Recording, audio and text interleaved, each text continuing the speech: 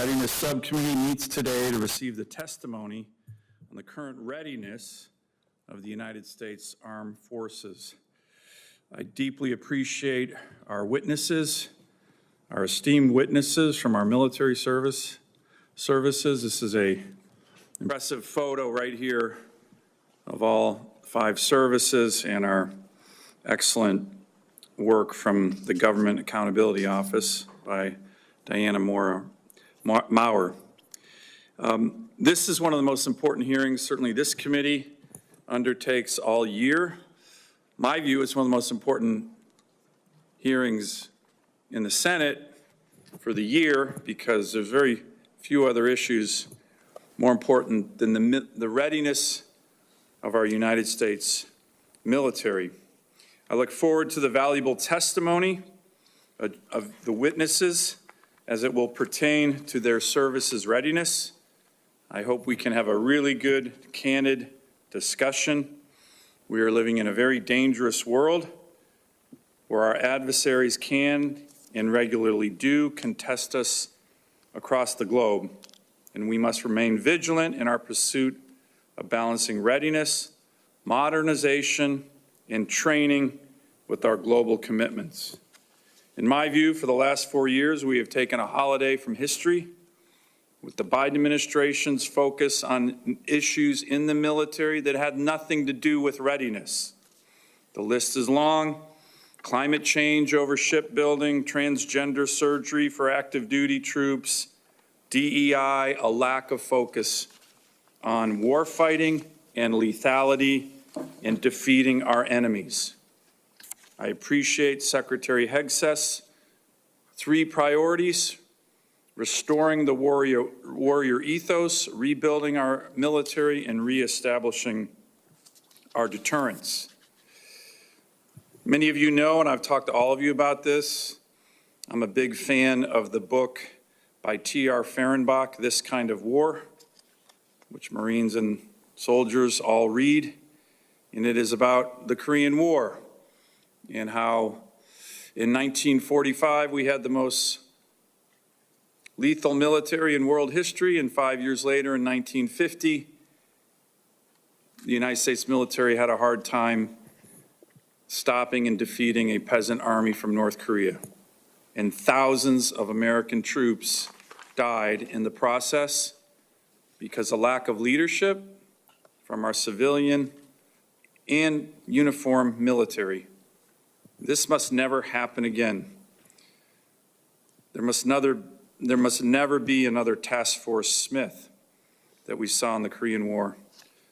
My view is we have a moral obligation to prepare for any future conflict, beginning with the realization that unlike any previous conflict, our service members will be at risk from threats well before they reach foreign soil, airspace, or waters.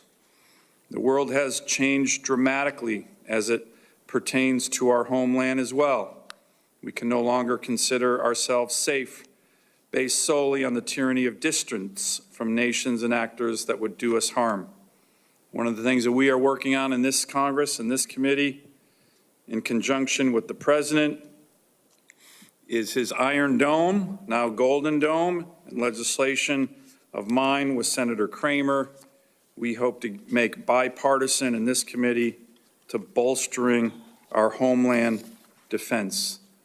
Suffice to say, the world is a dangerous place, and the facts demand a response from not just the uniformed personnel sitting before us, and again, I respect the service, decades and decades of military service from all of you, but from Congress as well. Let's look at a few facts in the last 4 years have done to our militaries provided by the military services and GAO. The Army has done an outstanding job working to increase recruiting, but there remains significant operational demands and increasing pressures on an already understrength force, with units being manned at less than 80%. 16 of the Navy's 32 amphibious warfare ships are in unsatisfactory condition, and the Air Force of today is very different from what we saw during the global war on terror.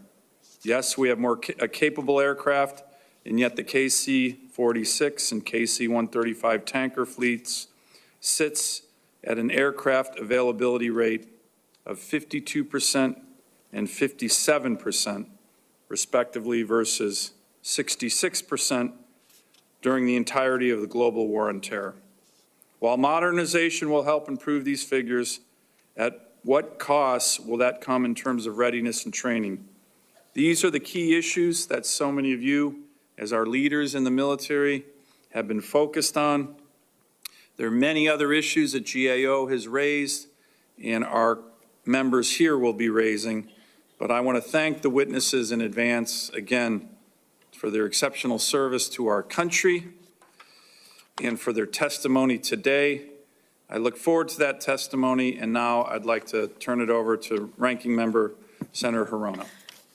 Thank you, Senator Sullivan, rather. Well, you respond to both. Gentlemen, thank you for your dedicated service to our nation, and I thank the service members in each of your respective branches as well. Ms. Maurer, it's always great to have you back and to see you. The tireless work that you and your team deliver to Congress every year is instrumental to each NDAA. In your opening statements, I asked that each of you briefly describe what impacts to readiness a full year continuing resolution, CR, would have. For example, billions in military construction and family housing projects would not occur in a full CR. So please, for all three of you, I would like you to briefly go over what the impacts of a full CR may be, a year CR. So even without a full CR, readiness challenges range from retaining a skilled civilian workforce, balancing modernization with legacy platform maintenance, and training to core missions.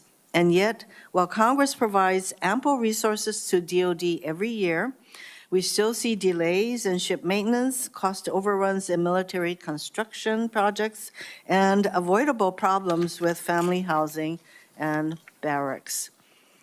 Each of you are doing the best you can. Readiness requires the consumption of dedicated resources, time, training, and equipment, which is why deployments to the southwest border, which are all for show, mind you, are stripping precious time, focus, and resources away from our service members.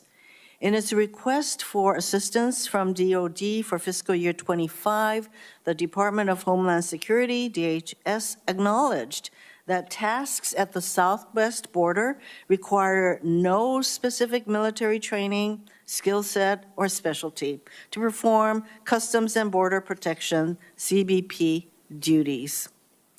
Some of the DHS requests include operator-level maintenance of CBP civilian vehicles, which can be found in the owner's manual of an SUV. Other requests include changing tires, windshield wipers, light bulbs, oil changes, stocking warehouses, data entry, administrative support, etc. In 2019, DoD discontinued support like this because they found units were not performing core military functions, and continuing to do so would adversely impact readiness and morale. Yet, here we are again. Perhaps having elite warfighters from the 101st Mountain Division change oil in Chevy Tahoe, or mechanized infantry of a Stryker Brigade combat team overseeing the stocking of civilian warehouses and data entry on the CBP computers are what Secretary Hegseth envisions when he talks about lethality. But those non-military roles do not sound like they contribute to restoring the warrior ethics, and they certainly do not rebuild readiness.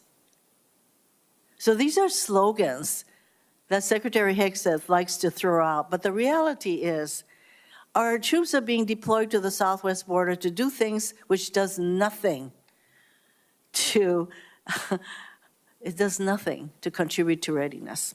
DoD has written a blank check, moreover, to DHS for its time, personnel, and resources. And as it stands now, DOD is electing to do all of this on a non-reimbursable basis in an open-ended timeline.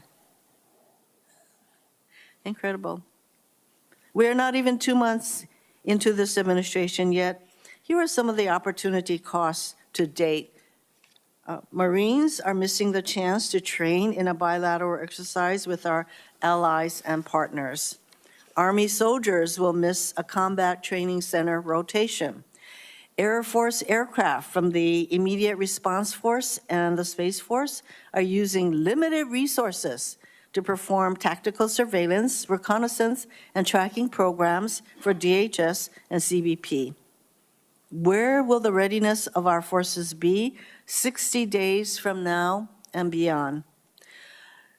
During the first Trump administration, it took units from the 101st Airborne Division a year to regain their readiness after being deployed to the border. We should learn from that mistake. DOD is slow to respond to the requests for information to this committee, yet publishes nearly daily photo ops of troops on the border. In the meantime, Immigration and Customs Enforcement agents are dressing up like they're in the military. Soldiers are performing data entry in uniform in the same room as CBP agents are processing migrants. And airmen are removing their name tags and unit patches when they transport migrants on military aircraft. All of these actions erase the distinction between civilian and military personnel. Removing active duty forces from their units and core missions to perform support functions of law enforcement agencies does not contribute to lethality or warfighting. And where is Secretary Higgs's meritocracy when DHS and CBP asks DOD to do their jobs for them and foot the bill, no less? Not only does this administration prioritize these deployments, but claims with a straight face that ordering U.S. service members to cover the jobs of DHS civilians has no impact on military readiness and resources. This is delusional, dishonest, unbelievable.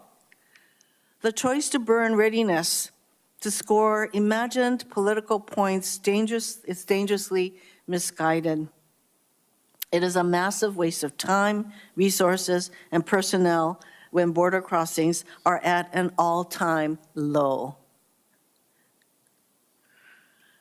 In closing, again, I wanted to thank the Vice Chiefs and Ms. Maurer for their service, for being here, for your hard work, insights, and leadership. And I would really appreciate a frank discussion with you today. Thank you very much, Mr. Well, Chairman. thank you, Senator Hirono. I appreciate your renewed found focus on readiness. I'm just thrilled about that. And by the way, we've been sending troops to the border for decades. My first deployment as United States Marine, I came back from a Westpac 31st MU deployment under President Clinton after being in the Taiwan Strait, and half my battalion immediately got sent to the border. So this has been going on for quite some time, and it's nothing new, but I appreciate Mr. Chairman, I don't think it serves our purposes because you and I have worked together for you to personally insult me. I'm not insulting you at all. Thank you. I'm not insulting you. I'm just glad you're focused on readiness. But my Democrat colleagues and the Biden administration haven't always been so focused, but it's great that you guys are. So with that, I would like to begin our testimony. And gentlemen, I'm going to have to step out for a minute, but I will be here for the whole hearing. So General Mingus, if you can begin, sir. Thank you very much. You'll have 5 minutes, and your extended written testimony can be submitted for the record. Thank you, General. Thank you. Chairman Sullivan, Ranking Member Hirono, and distinguished members of the subcommittee, thank you for the opportunity to address you today. The Army stands ready to defend our nation. Right now, over 109,000 soldiers are deployed or forward stationed across 140 countries, executing missions that deter, defend, and provide immediate response options. Still, our adversaries are moving faster than we are. That is why we are reorganizing our formations, refining how we fight, and modernizing faster than ever, pushing new capabilities into the force in months, not years.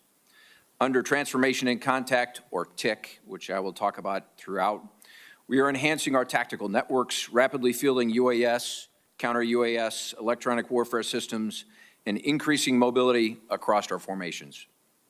In the last 9 months, TIC delivered 11 new capabilities and technologies to warfighters across the 101st, the 25th, 10th Mountain, and 34th Infantry Divisions.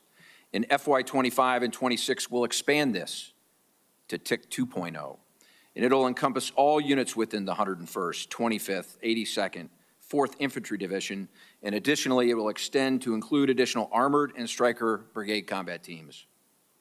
We will also scale to integrate 3 multi-domain task forces and further integrate Army National Guard units. Central to the Army modernization are command and control, integrated air missile defense, and long-range precision fires. Next Generation Command and Control, or Next Gen C2, will provide resilient data sharing and real-time situational awareness, enabling warfighters to synchronize combat power across all domains.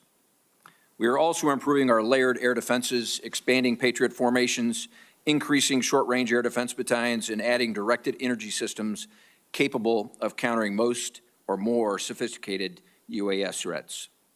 Additionally, the Army's long-range hypersonic weapon will soon be operational by the end of this year, adding unprecedented speed and range to our arsenal, both for us and the Navy. At the heart of those efforts is the health and effectiveness of our organic industrial base. We continue to execute our $18 billion, 15-year plan to modernize 23 depots, arsenals, and ammunition plants.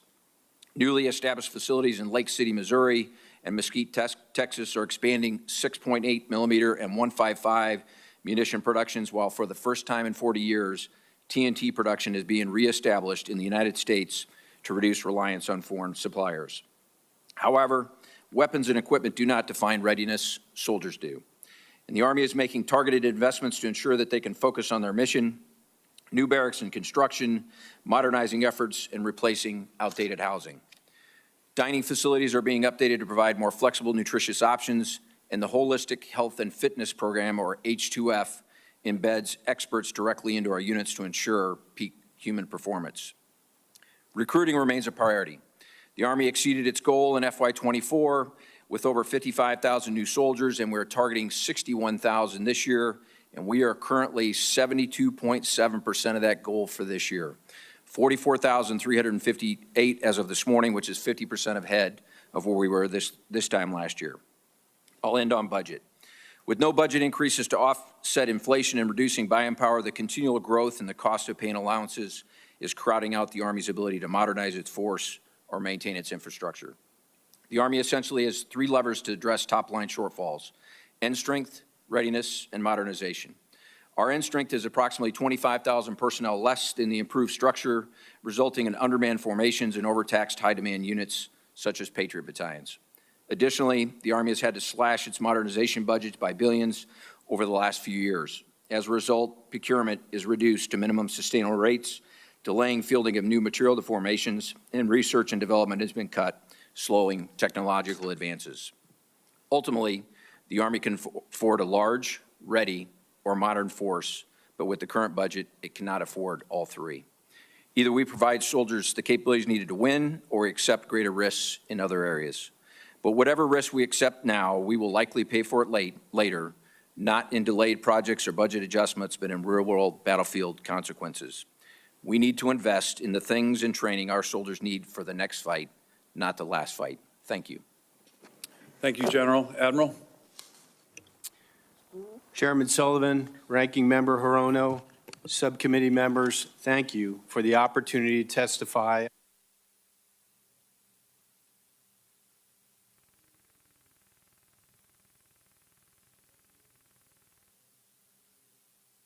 of the United States around the world. Your oversight and funding help us to be ready when the nation calls. In the past year alone, American sailors have defeated hundreds of drones and missiles and carried out dozens of offensive strikes in the Red Sea and the Eastern Mediterranean. They have strengthened alliances and deterred aggression in the Western Pacific, and they have used unmanned systems to counter the flow of illegal narcotics across the southern border. In short, remains postured, resting, and neither will we. To improve with urgency. I've spoken to several of you about a sustained focus on adapting the mindset, skill set, and tool set to drive meaningful process improvement. Consistent and predictable funding is foundational to our improvement efforts. The Navy will need to make hard choices this year if we are operating under a full-year continuing resolution.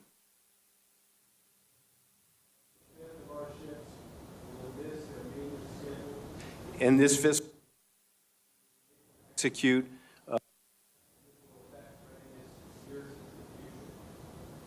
will slow our progress to get weapons and equipment we need to modernize our fleet. And we will also slow shipbuilding, including our amphibious warships. And with the Navy exceeding recruiting and retention goals last year and on track to do so again, we will need additional funding to sustain our momentum. Our priority remains our readiness accounts, which are most vulnerable under a CR or sequestration. We are optimistic that Congress will grant us the flexibility to allocate funds to our top priorities. Despite these challenges, your Navy will maintain ready platforms, people, and infrastructure. We set a goal to make 80% of our ships, submarines, and aircraft combat surge ready by January 1st, 2027.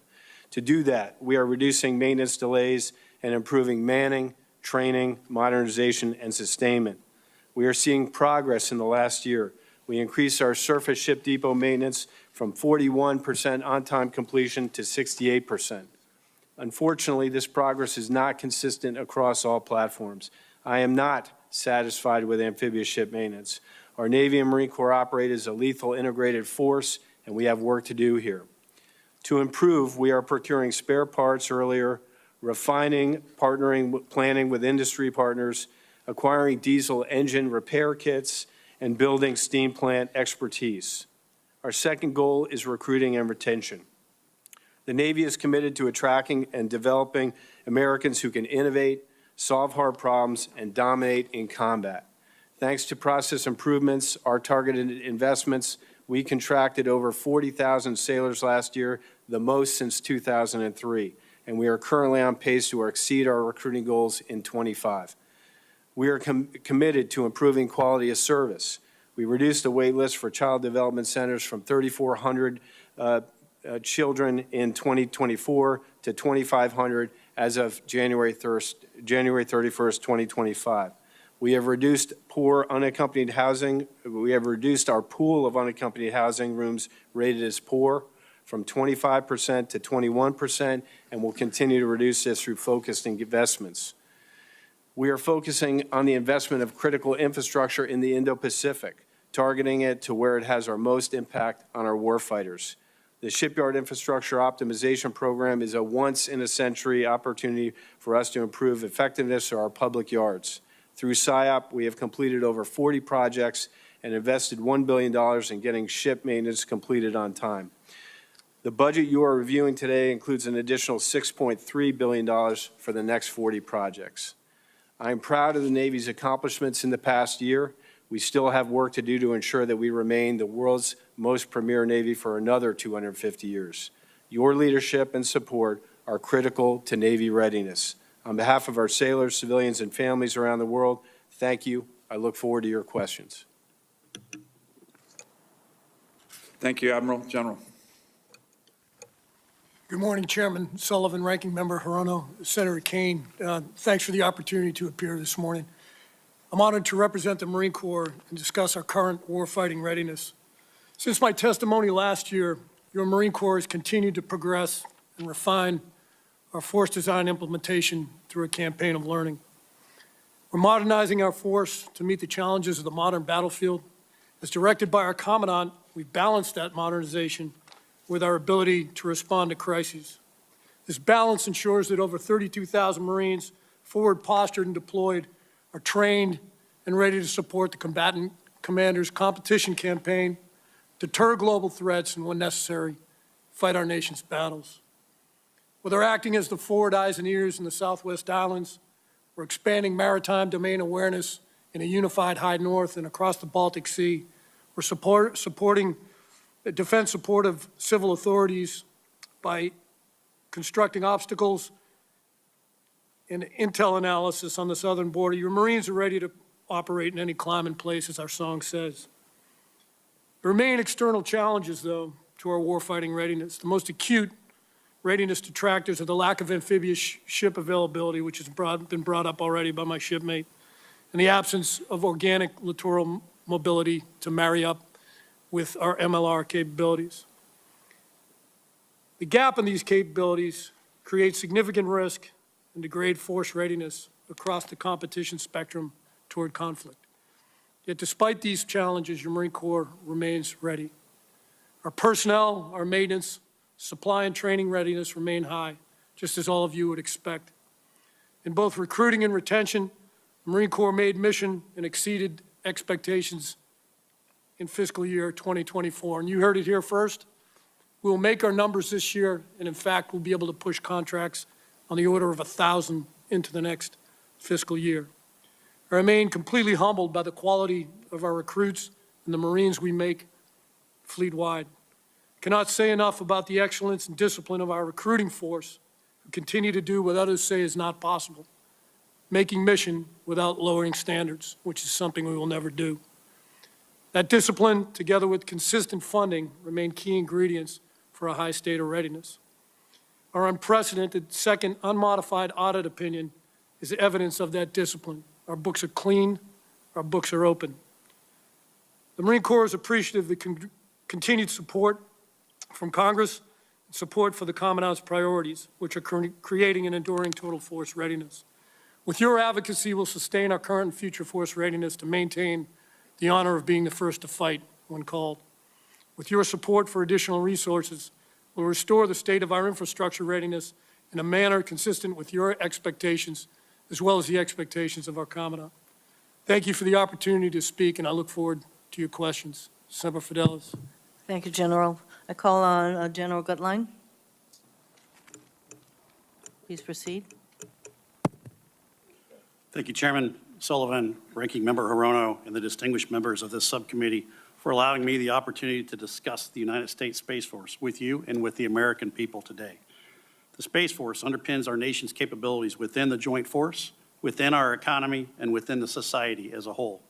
In our first 5 years of existence, we validated the importance of the Space Force as a service and made remarkable progress in building an agile, mission-focused organization that grasps the magnitude of the space threat. We delivered critical capabilities, developed doctrine, and took significant steps to integrate space power into joint operations. We are now comprised of approximately 15,000 Guardians, including officers, enlisted, and civilian personnel, and we are integrated into other DoD components, the intelligence community, our allies, and commercial partners, maintaining maximum readiness and securing our advantages in space. Our military is faster, better connected, more informed, precise, and lethal based on our ability to harness space. The world's use of space is growing at an accelerating rate, demonstrated by a significant growth in space launches and an increase in active spacecraft in orbit. As access to and the use of space grows, the strategic landscape in space is becoming increasingly complex and perilous. What were once theoretical threats are now daily occurrences. I have observed our adversaries' actions, and they are employing new capabilities to counter our advantages. Our competitors are jamming GPS signals, spoofing and disrupting satellite communications, and developing advanced anti-satellite weapons.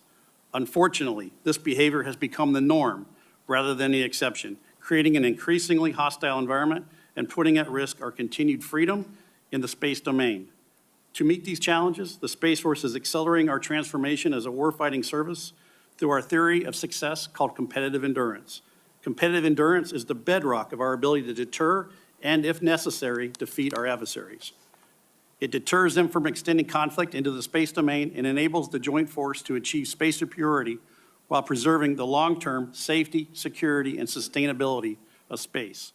This approach ensures we avoid operational surprise, deny first-mover advantage, and engage in responsible counterspace campaigning, all of which result in deterring aggression and, if necessary, decisively defeating challenges to our way of life. An essential requirement supporting competitive endurance is Guardian development. We are focused on purpose-built training to meet the unique needs of the Space Force. Our Guardians are dedicated warfighters who understand the gravity of the threats that we face. We must ensure that they have the necessary training, resources, and unwavering commitment to continue to face these threats head-on.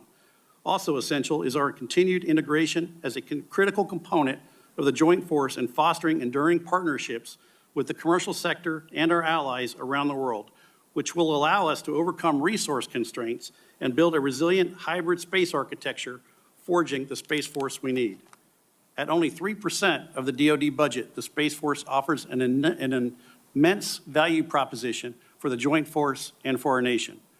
However, it is woefully under-resourced to meet the nation's demand for space capabilities. We must increase investment to deter the threat and, if necessary, decisively defeat challenges to U.S. space superiority. The strategic choices we make today will determine whether space remains a domain for peace and progress or becomes a contested battleground for future conflict. The Space Force is committed to ensuring a future where space remains a source of American strength and a foundation for global security.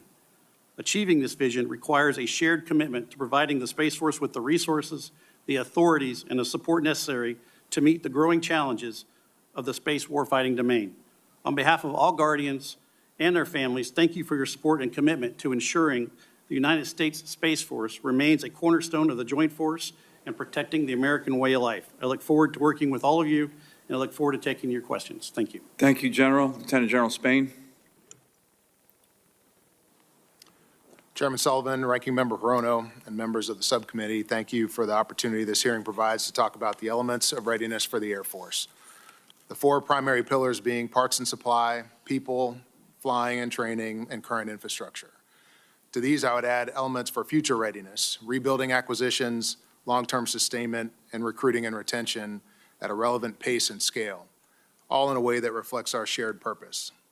Senators, I can confidently state that your United States Air Force stands ready and able to defend America's homeland, ensure a robust nuclear deterrent via our two legs of the triad, and project power around the world to deter and win as the nation requires. It is our solemn duty, and your airmen are ready.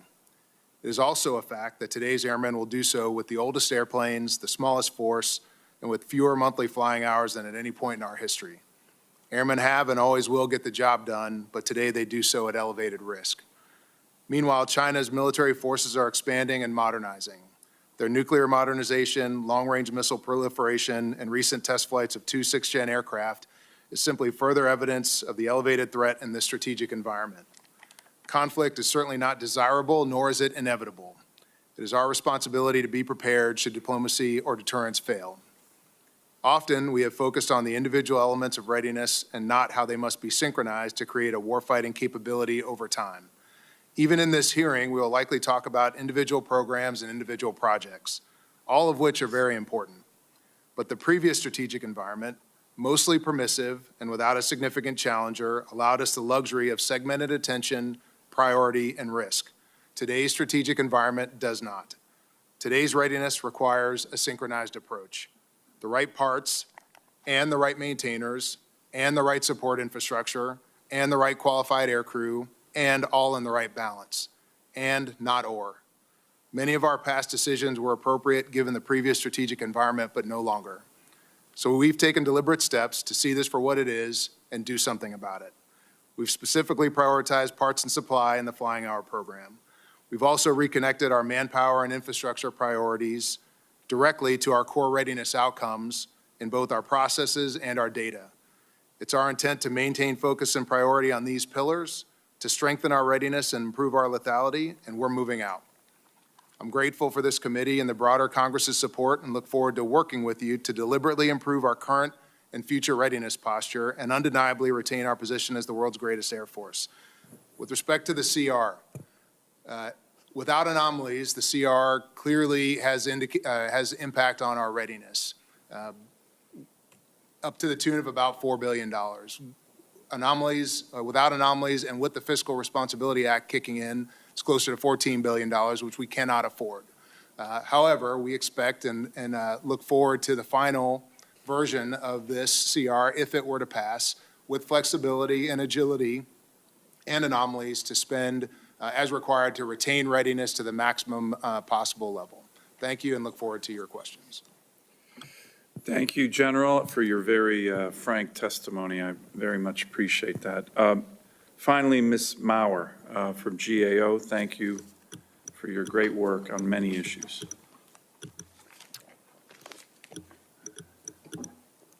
All right. Well, good morning, Chairman Sullivan, Ranking Member Hirono, and other members.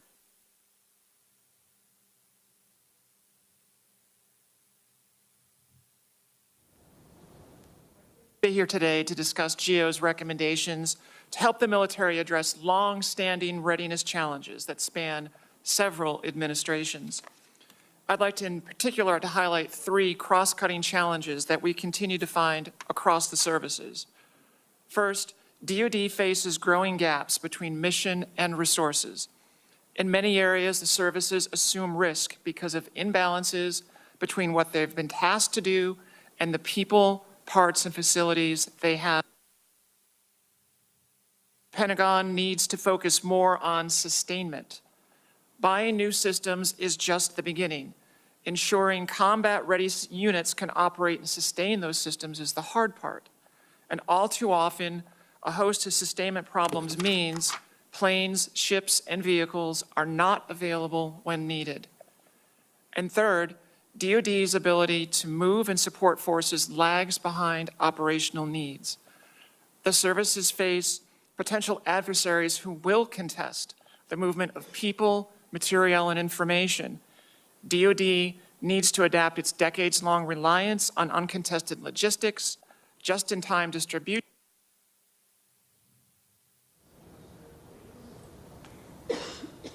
My written statement summarizes reports with over 100 recommendations to help address these challenges. So, for example, the Navy needs an industrial-based strategy to help get better results from the private companies that repair and build ships. The Army should ensure units have the necessary training, facilities, and support before fielding new equipment.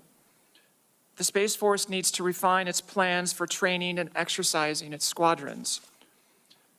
The Navy should coordinate with the Marines to fix amphibious ships and reach agreement on what it means for a ship to be available. DoD should decide when and how various services will assume sustainment responsibilities for missile defense systems. And for the F-35 program, DoD needs to reassess the balance of sustainment responsibilities between contractors and services and ensure maintainers have access to the technical data they need to meet operational mission needs. GAO's recommendations will help improve military readiness, and that's the heart of what we do at GAO. We help improve the government. Now, we're currently in the midst of a vigorous national debate about improving the effectiveness and efficiency of the federal government. GAO's independent, nonpartisan role in the legislative branch is as important now as it has ever been. We will continue to provide facts, analyses, and recommendations to this committee and to all 535 members so you can execute your congressional oversight of executive branch programs and activities. Thank you for the opportunity to testify this morning, and I look forward to your questions. Thank you, Ms. Maurer, and I agree with you that you guys do excellent work. I recently had the opportunity to highlight your work on the Navy industrial base issues to our incoming Secretary of the Navy, and I think that was an excellent report. So I'm going to begin with just a line of questions. By the way, it's great to have our chairman of the full committee here. It shows the importance of this subcommittee and the topics we're tackling today. I will begin my questioning for all 6 witnesses, so please try to be brief. It's going to focus on Bad news, good news, and flexibilities. So what do I mean? You've already touched on it. General Spain, you did a good job. The CR, right? I think from a readiness standpoint, none of us think this is helpful. What would be worse, in my view, is a government shutdown. So the impact of the CR, and then very importantly, and General Mingus, you and I had the opportunity to talk about this yesterday, flexibilities that you would like us to provide you in the future NDAAs on budgeting. That's a topic that when we deal with these CRs, unfortunately, it's been a way of life for our military for many years. It's a failure on the part of Congress. But what kind of flexibilities do you need to be more ready that you could use? And this could be very broad or very specific. And then the good news, very quickly, we've had a turnaround in recruiting. I think it has a lot to do with some of the comments I made in my opening statement, where the last 4 years our military was not focused on lethality and war fighting and why young men and women join to fight and defend their country. It was focused on other stuff, irrelevant stuff, and it hurt recruiting. Why do you think, where are you on recruiting, and why do you think there's been such a dramatic turnaround? So those are the questions I'd like each of you to answer. We'll start in the lineup here. General Mingus, if you can hit on all three of those.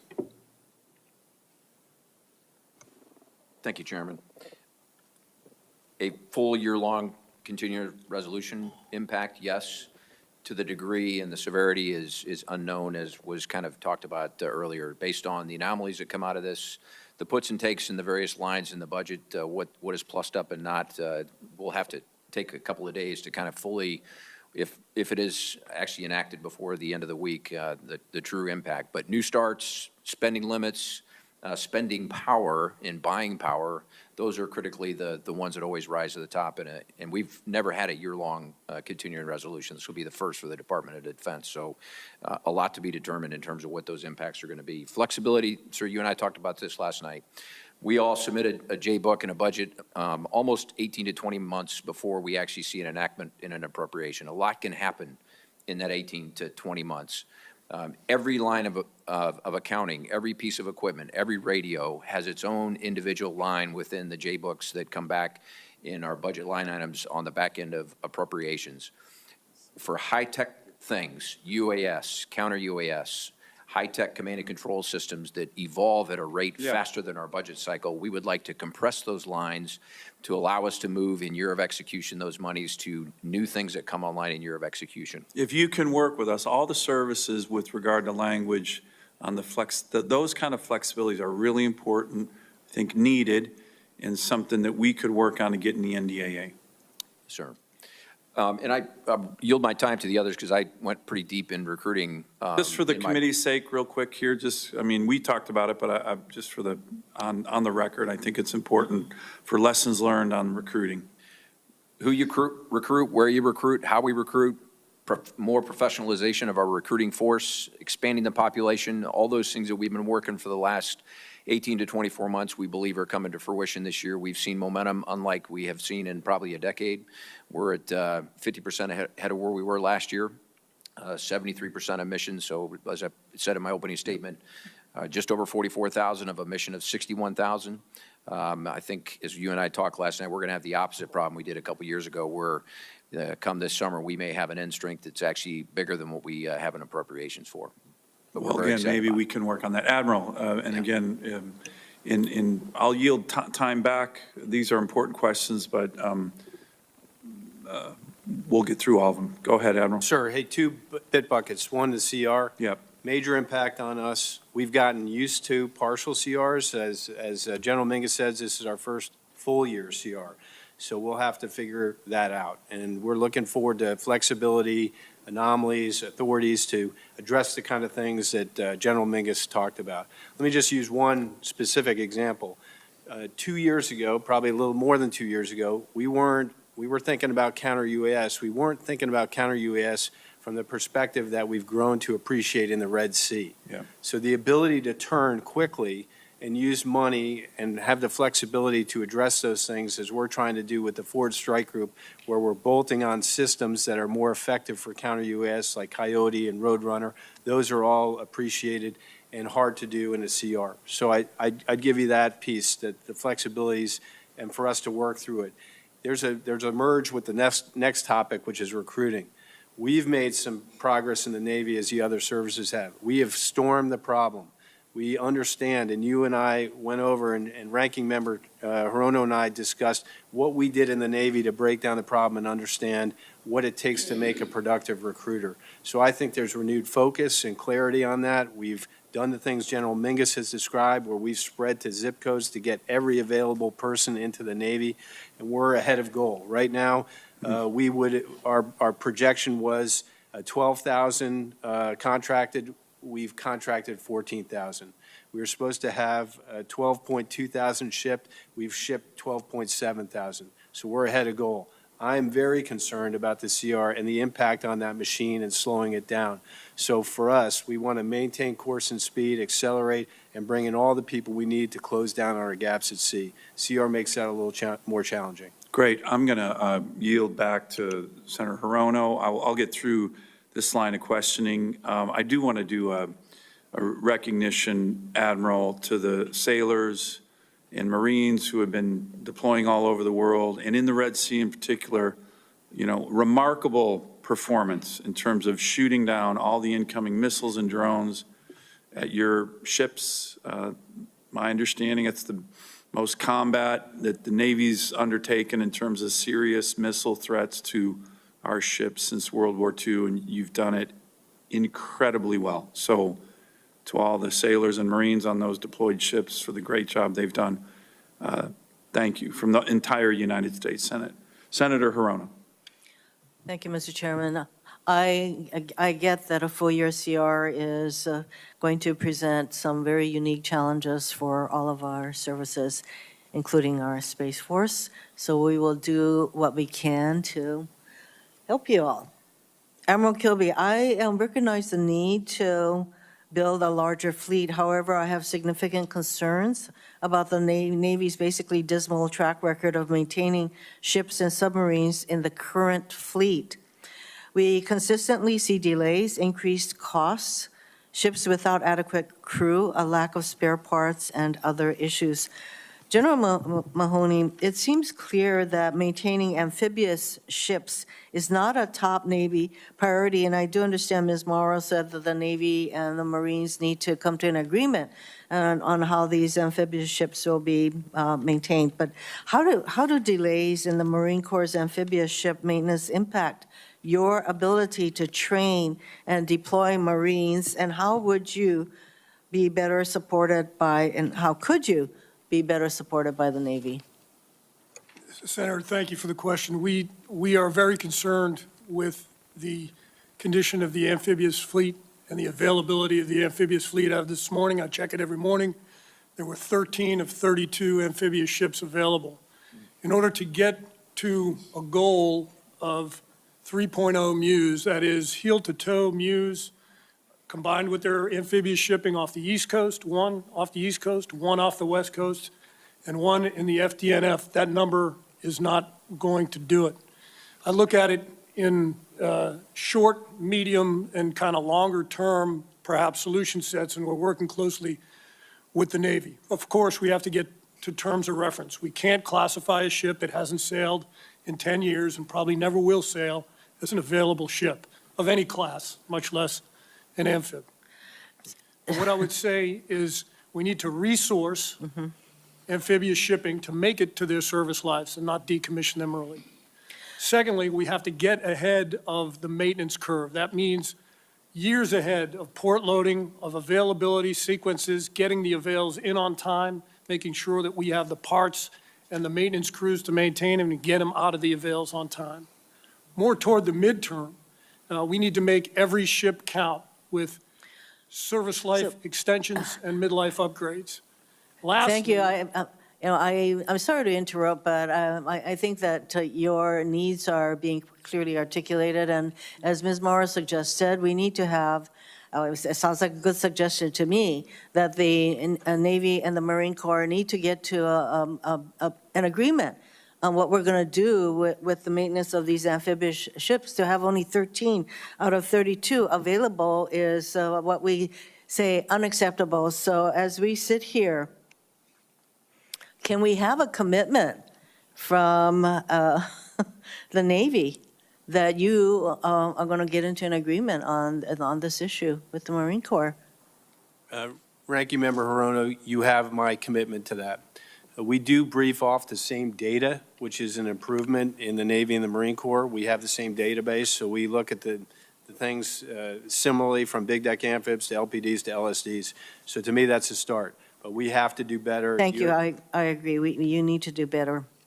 Let me move on to General Mingus. Several of the critical training areas the Army uses in Hawaii, the main one being Pohakaloa on the Big Island, and the leases are set to expire in 2029, and these are vital. These leases are vital to ensure military forces can adequately train in the Pacific. And when we talk about the importance of the Indo-Pacific area, we obviously need our people to be trained. And so I would like to ask you, will you commit to continue engaging in good faith with state officials, because that's who you're negotiating these important leases with, and the community to ensure land retention is renegotiated in a way, lease negotiation is done in a way that is fair to the state, the people of Hawaii, and the military?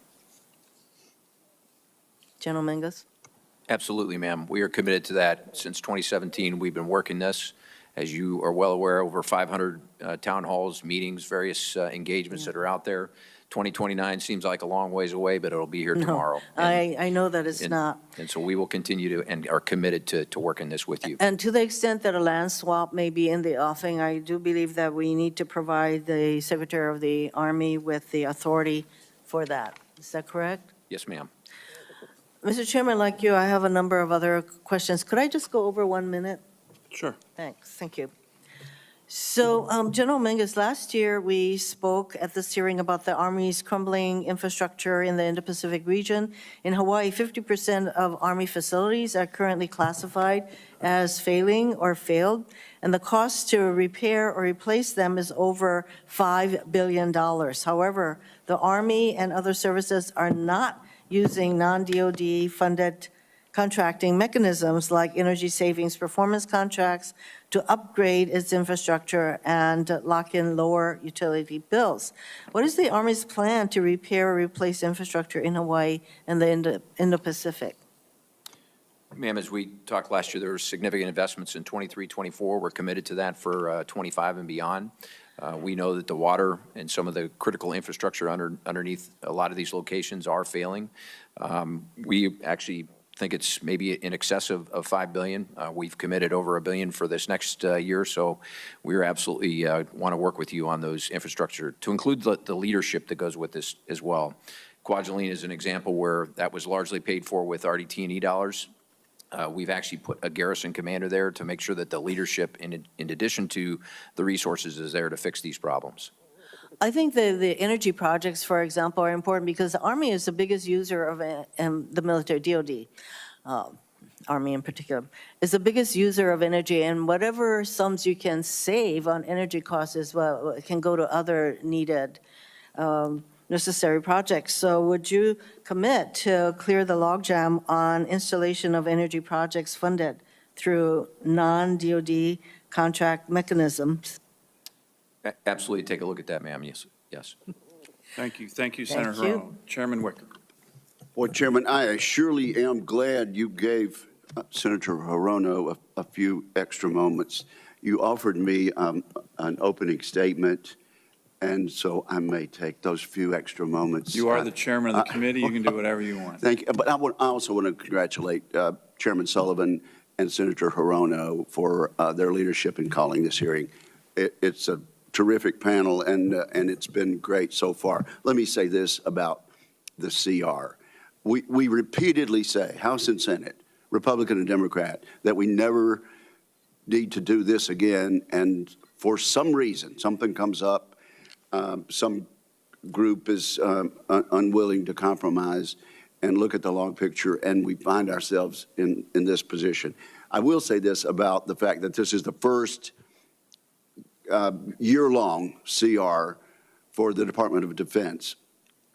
I guess we could at least admit that it is a hybrid CR in the sense that there are the anomalies that our witnesses have mentioned, and the numbers have been plussed up just a little bit. But this is a shame on our process, and it is not in keeping with what the founders intended. They intended for legislation to be difficult, but they intended for the parties and the houses to compromise and have some give and take and finally get in the right direction. In my view, Mr. Chairman and Ms. Ranking Member, the real flaw in the CR that we'll be voting on later this week is that it doesn't provide enough money, regardless of the anomalies and the tiny plus-ups here and there. Regardless of that, it does not provide adequate support for the military and for the challenges we have from four adversary nations, pacing challenges plus Russia, plus North Korea, plus Iran, that like never before have worked together to bring us ill. And it is contrary, Mr. Chairman and Madam Ranking Member, to the voice of the Senate in the National Defense Authorization Act, which plussed up national defense out of the Armed Services Committee and from a bipartisan vote on the floor by $25 billion. We couldn't get that done in conference, and so we are where we are on the authorization. But were it not for the prospect of a reconciliation bill that adds $150 billion for vital national security purposes, I could not vote for the continuing resolution as it is. Unless something changes, I'll have to swallow my words again this year and go ahead and pass it, because the alternative is so unpalatable and so dangerous. But I will say this: based on what we see, and based on what is in this continuing resolution, $150 billion in the reconciliation bill may not be enough. And I'm hearing some comforting words, Mr. Chairman, from the administration that they realize that too. And I realize they're the budget hawks in this city, and they're the defense hawks in this city, and we all want fiscal responsibility.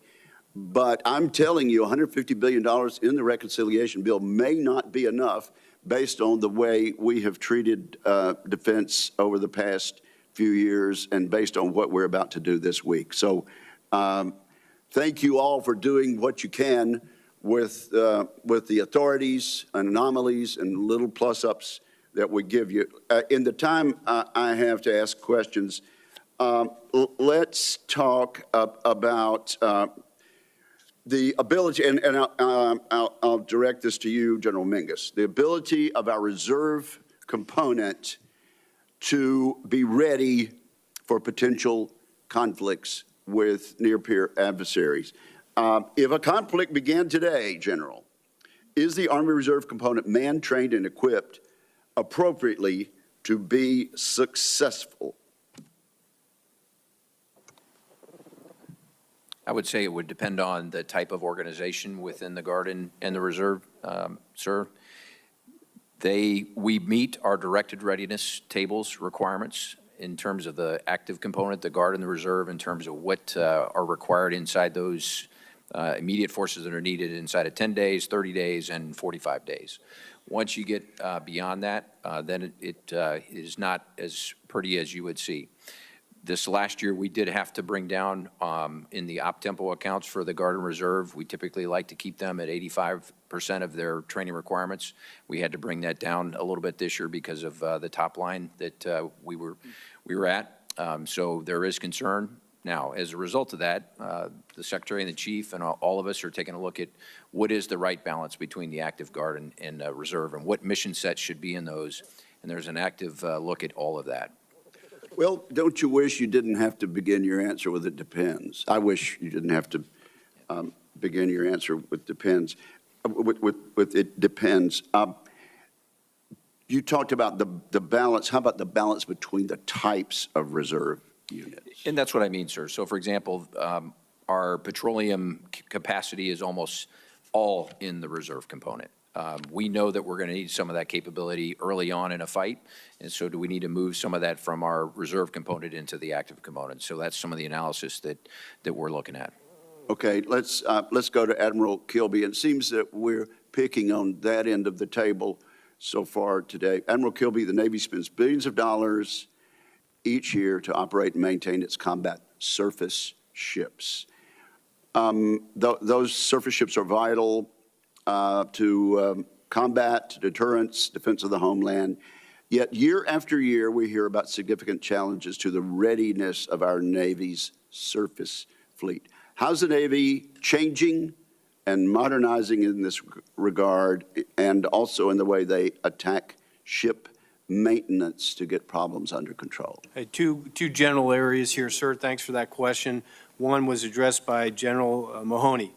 One, locking down that planning in advance of that availability is key. That requires the funding, and the contract closed about 4 months before we start the availability, which allows the contractor to order those long lead parts and develop those teams, in particular for amphibs, steam maintainers, and diesel maintainers, which are a shrinking pool in our nation. So lock down that project ahead of time and understand the condition of the ship, which means you have to do inspections and really understand vice opening things and inspecting them during the avail. So that's the first part about that. The second part is this piece I mentioned in my opening statement, which you didn't hear, but getting to 80% of combat surge ready ships, aircraft, and submarines. We've had some success in the Navy doing that with our fighter fleet and are spreading it to all our aircraft. We want to do the same thing with our ships, same thing with our submarines. That's a bigger challenge because of the complexity of it, but that's the goal we're after. That requires some focus and some effort to do that, but it also requires looking at processes which may not be helpful now and changing those processes, and that's what we did with aviation, sir. Okay, and then let me just ask General Mingus and Admiral Kilby, on the recruiting, is part of making this more successful long-term a better career path for the people we place in these positions, General? Yes, sir. I mean, most come in the military to serve, to make a better way for themselves in terms of their lifestyle. Some it's to get college benefits on the back. A better career path for the people we put in recruiting positions. Oh, yes, sir. Absolutely. I misunderstood the question. That is one of the things we've talked about. Similar to what the Marine Corps have been doing for decades, if we're going to put talent out in our recruiting formations, we have to reward that talent on the back end. So absolutely. Same applies for the Navy. Focus on those recruiters. Teach it. One, telling their story to a potential recruit is what sells it. Identifying with that individual and connecting with them on a very personal level and having them see their future in that is what we need. So focus on that process. For us, we had an incentivized structure which was not to get the max people in. It was to recruit a certain number of people per month. We've taken those limits off. Bring everybody in. Don't save up recruits for next month. Bring them all in as soon as you can, and that will either fill up our delayed entry program or get those sailors to boot camp as soon as possible. That's been our success. Okay, Mr. Chairman, I want people in the military who are assigned to our recruiting programs to say, thank gosh, I got this great position. My career path looks bright because I've been put on a fast track by being a recruiter. That's my point. Well, General Mahoney, you want to comment on that? Because the Marine Corps has been doing that for decades. Yes, I would. Of the three things that I think are the pillars of our success in recruiting, the one main one is a professional recruiting force. These people are screened, slated, handpicked, incentivized while they're in the job. Typically will get meritorious promotions, and when they get out, what we find is when they return to the fleet, they are some of our strongest officers and staff NCOs. The commandant was a recruiter. Most commandants have been Most recruited. commandants have been recruiters. Most of our general officers have been recruiters. Among our most successful staff NCOs, the Sergeant Major of the Marine Corps was a recruiter. So as far as Senator Wicker seeing a path, that's baked in to how we make our recruiters, and they're a breed apart. Thank you, Mr. Chairman. Thank you, Mr. Chairman. And Admiral, just real quick, 80%, you hit that with naval aviation on maintenance, right? Or no, on readiness? We certainly hit it with fighters. I get a report every week on every type model series of aircraft in the United States Navy. We're not hitting it in CMV-22s. That's another story. We got it, but that's our goal, is to get there. Across the board for every type model series, it requires a different level of attention and daily and visual management by the Air Forces in the Navy to make that happen. We want to apply that same level of focus to our surface ships and our submarines. Great, good. Senator Kane. Thank you, Mr. Chair. And like others, I'm just going to talk about the CR first. You know, I came on this committee in January of 2013, and every year you all and your predecessors sit before us and tell us that a CR is a bad thing, and we don't listen to you. You know, I mean, at some point, you got to measure by the action, not by the words that we say. We've allowed a CR to be normal from October 1 to the end of the calendar year. That's just kind of the norm. But we've often gone beyond that into the next calendar year. And we stand on the threshold of the first time where we've just gone a CR for the entire year. And I agree with what the chairman said earlier, the chairman of the subcommittee, that a CR is better than a shutdown. I do agree with that. But why do we have to accept, you know, half-assed over catastrophic? I mean, the House voted on a CR yesterday, and they left town. They're out. They adjourned. This was not, and now we're going to hear what the Senate has to say and then try to do the right thing for the country. They're gone. Because they're like, okay, we can jam you to vote for a CR that is bad for the defense of this nation by skipping town on a Tuesday. I mean, this speaks very loudly about the priorities of this nation. And this is all done in public with our adversaries watching. Admiral Kilby, I think you testified in your opening testimony that under a CR, 1/5 of our ships will miss their maintenance schedule. Did I hear that right? 11, specifically 11 ships, those maintenance availabilities are at risk. Okay, so we want to get to 80% ready on ships and subs. Where are we now? Depending on the day, around 67%. On both ships and subs, kind of right? Ships and submarines are a little less. Okay. What will 1/5 of our ships missing their maintenance schedule under the CR, what will that do to the quest to get to 80% readiness for ships and subs? Well, it'll certainly be a setback. We'll take a penalty there. We'll have to bow wave that maintenance to the next year, depending on the availability and scheduling of that ship. Worse off, we skip that availability, which means it's doubled down for the next one, which means we'll have growth work and a lot of things we didn't anticipate. All right, so we're being told that this is the public, we're being told in public, this is the impact of voting yes on this CR that's coming to us. That we're just accepting that the quest to get to 80% is going to be set back because maintenance availabilities for 1/5 of the ships under a CR are not going to be according to protocol. The only, and I don't want to say silver lining in that because I don't see a lot of silver lining, if we get a flexibility to move money, we may be able to address that, but it'll pack something else. Yeah, you'll pull it out of something else, of course. But you know, we're told, well, that's better than a shutdown. Hey, it's Wednesday morning. I mean, on the Senate side, the appropriators basically had a deal at the end of last year. And that deal is still basically on the table. My hope is that there will at least be a vote in the Senate to do a short-term CR and then actually get an omnibus for the rest of the year. I mean, an omnibus is kind of a funny thing, a word to apply to a budget for less than half of the year, but it would be far preferable to a CR because you'd have new starts, you'd have other authorities within an omnibus that you're not going to get in a CR. And we ought to be able to do that. And the House decided on Tuesday night, we're splitting so we can force the Senate to accept a substandard CR that will hurt the military. Great week. Man, great week of work to leave town on Tuesday night feeling good about yourself because you forced the Senate to try to accept a substandard work product year after year after year after year. General Mingus, I want to ask you one question about counter-UAS readiness because the Army is the DOD's executive agent. Talk to me about how you're ensuring coordination between the services in developing a joint counter small UAS doctrine and solutions to addressing the UAS threat. Thank you, sir.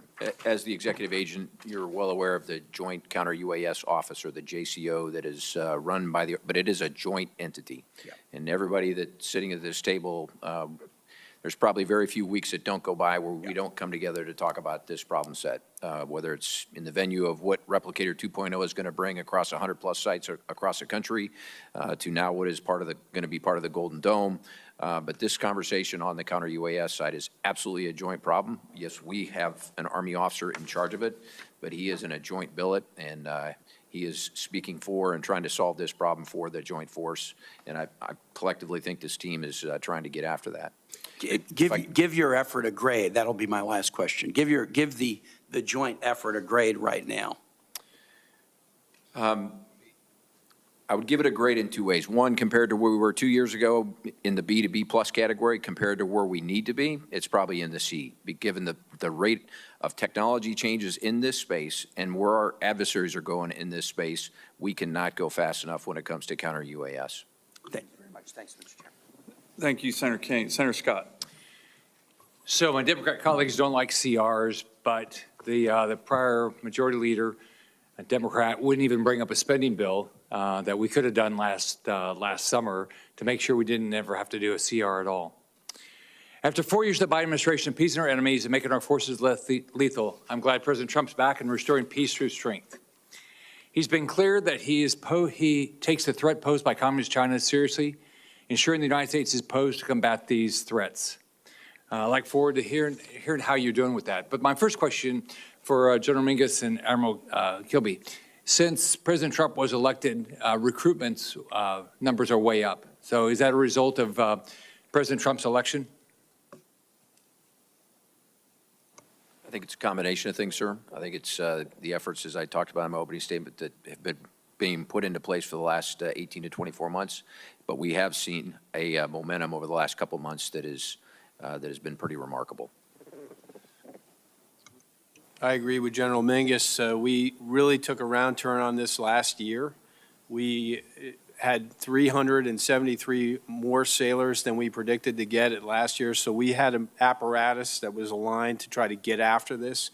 I'll take any win to get sailors in the Navy that want to serve our country. So I don't know that I can map that to the election or not, but I'm going to ride that wave as long as I can. So my background before I got into politics was I ran businesses, and the expectation was you had to beat your competition by improving every day. You had to get your costs better, you had to get your quality better. Everything you did, you had to get better. So General Mingus and Admiral Kilby, can you tell me in the last 12 months, what would you say for what you're responsible for? What would you say is the big improvements?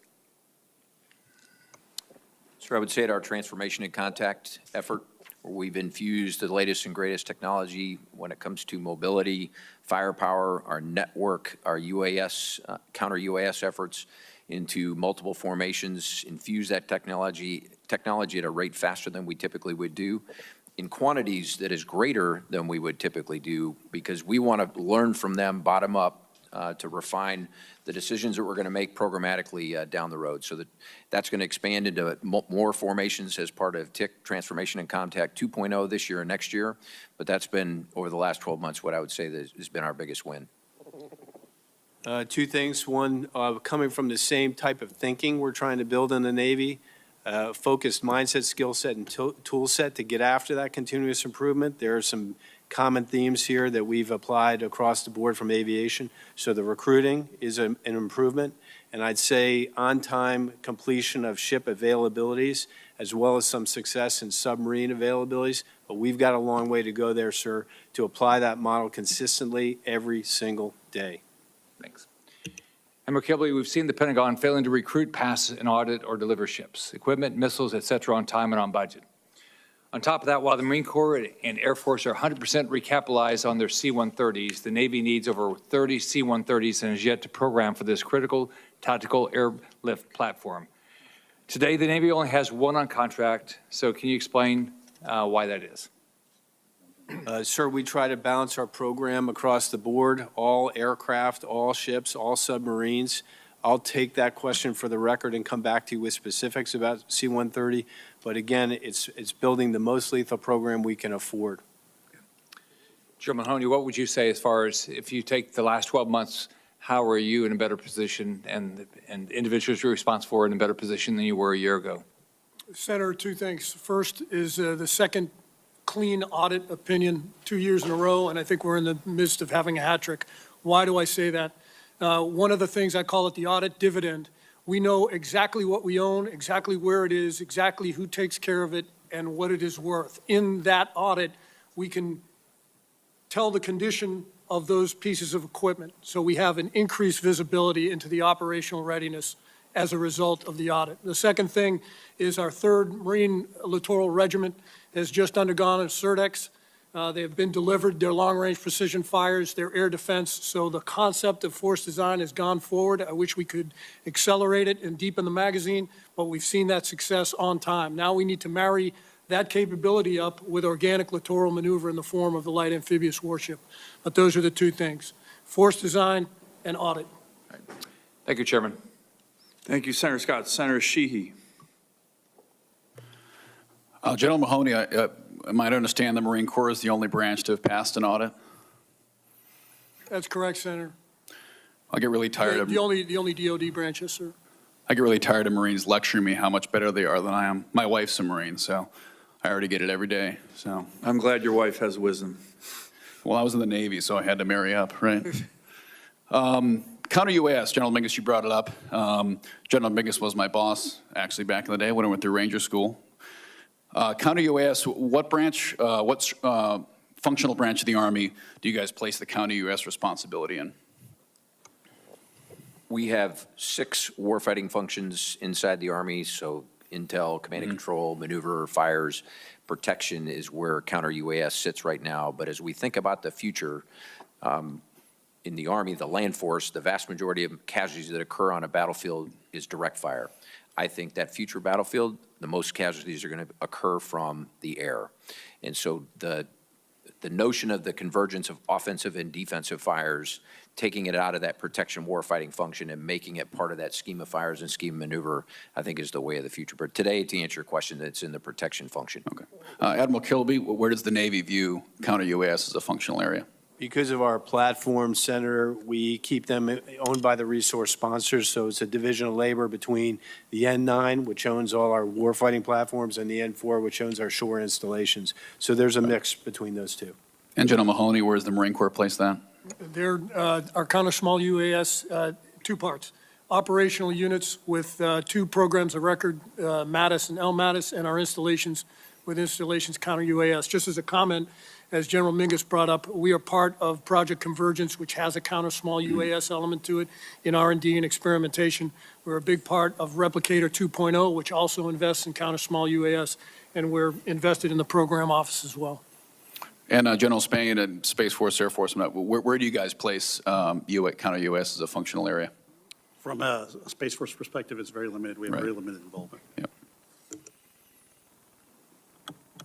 Senator, we put it in the protection function as well. It's with our defenders, but as was mentioned by the other panelists, we're in the process of evolving that to the operational function, and so it's a blend of our both defender force and our operational force as we go forward.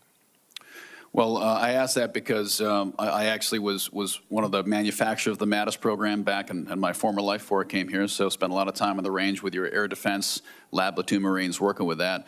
And what I found as we worked with all the branches is each branch understandably had a very different view of where the COAS function fell and how they viewed it. You know, the Air Force was very much looking at it from a security forces perspective, fixed installation defense. The Navy, of course, was focused on it from a shipboard when the Boxer had its incident with Iran in 2019. The Army, of course, had more of a EW. They really viewed it kind of as an electronic warfare issue. And what I found was, as each branch looked at it through their own lens, the Joint Capabilities Office really struggled to coalesce that into an acquisition vision that actually worked, and they ended up just buying any shiny object that was dangled in front of their face, and it led to kind of the schizophrenic approach to it. It's not a criticism, it's just the reality that as that technology was developing quickly, it was hard to meet all the needs. So I think trying to determine whether it's a specific MOS or actually assigning a functional area within the branch that say this is a fundamental change in battlefield tactic technology, as we see in Ukraine. I mean, every single day, whether it's FPVs or beyond line of sight drones, it's not transforming warfare, but it is functionally transforming how maneuver units will behave on the ground. And I think treating it as a subspecialty that's branching off whatever convenient, area is there, vice focusing on what really is a core capability, in my opinion, would help coalesce the operational vision for what counter-drone looks like. It'd also help streamline the acquisition process so we can find that good technology quickly and field it quickly. But then also there's the offensive aspect where, we think of offensive drones as Reapers and Predators dropping Hellfires, and that we're defending against small drones, but we are not, as far as I can tell, adopting small UAS organic to our maneuver elements. Just like every infantry squad has an automatic weapon, every infantry squad should have an organic SUAS offensive capability, a backpack full of FPVs that they can fly at and into the enemy maneuver units and disrupt them, just like we're seeing all over the world in battlefields, from Iranian proxy groups to the Russia-Ukraine war. For my old buddies still in uniform, I do not hear that we have an organic offensive small UAS capability within our maneuver units, and I think that's going to be a great disservice to our young men and women when the next conflicts arises. So I yield back. Thank you. Thank you, Senator Sheehy. I'm going to continue my line of questioning that I started with General Mahoney to you, just again on the, we've already touched on it a lot, but it's okay I want to hear from all the services. The negative impact on the CR, the budget flexibility that you would want or request as part of this year's NDAA, and then any lessons learned on the good news that we're all starting to see, I think, across the services on recruiting and to kind of,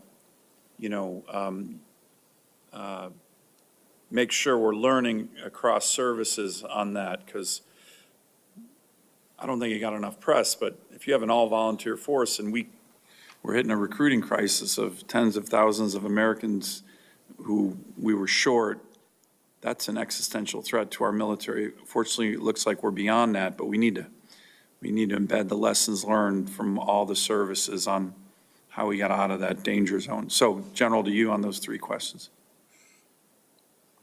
Senator, as far as the CR, we've canvassed pretty much all the negative things. I'd just like to hammer down on one. We talked about anomalies and flexibility. In order to move between appropriations or accounts, we also need to be mindful of what the top line is. If there is only so much top line from which to flex or to move, we're going to rob from one account to pay for another. Examples might be inflation that outpaces the plus up, pay raises that were not planned for or budgeted but are must-pay bills. That money will come from somewhere. And non-budgeted contingencies that we pay out of our own primarily O&M accounts will have to be accounted for somewhere in the rules of that continuing resolution. A knock-on effect specific to the Marine Corps is if, and it's already been touched on by Admiral Kilby, if ship maintenance or shipbuilding or procurement or anything that touches amphibious shipping, it will have a knock-on effect to the Marine Corps, as I spoke about with Senator Hirono earlier. As far as flexibility goes, I would reference the Lord Hale study on PPB reform, and I'll just bring up three things that come to mind immediately. I think they have 16 recommendations in there, which are all really good. Multi-year availability of one-year accounts so that you are not forced into making bad decisions at the end of the year and buying things that you really don't need, but have a period of availability to where you can make better executive and managerial decisions against that appropriation. Greater transfer authority so that we can move between appropriations or move between sub-activity groups in order to solve a problem early so that we don't have to come to Congress for an above-threshold massive reprogramming late in the year that may be late to need or not solve the problem. And lastly, and I'll let it go, is multi-year colorless appropriations, to have flexibility within a portfolio to strengthen where you're weak and move money around to make sure that you can get your objectives attained within an account. So multi-year availability, greater transfer authority, and multi-year colorless appropriation. And we did the last one, and if you think of MRAP and you think of JADO back in the day, that worked pretty well to get things done at an accelerated pace. I'm running on here, but recruiting. For us, three things.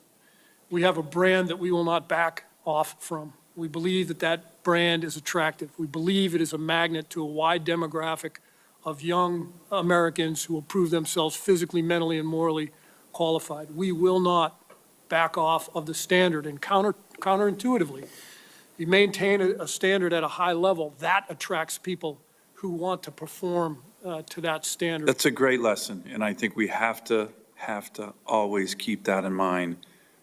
All the services, no matter what our recruiting challenges are, it is counterintuitive, but it works. So thank you for that. And lastly, Senator, I already talked about it in detail, and that is our recruiting force. Yep. A breed apart, who are hand-screened, selected, incentivized, promoted. And as I said, when they get back in the fleet, as you know, they're some of the best staff NCOs and officers we have, and they become Sergeant Major of the Marine Corps and Commandant of the Marine Corps. Real quick, General Guetlein, can you just hit on these three questions? Try to be concise. I'm going over my time here. I want to be respectful to my colleagues, but I do want to get through this issue of CR, budget flexibilities, and recruiting. Yes, Chairman, I can go pretty quick. From a CR, it's a huge challenge. It's very, very inefficient.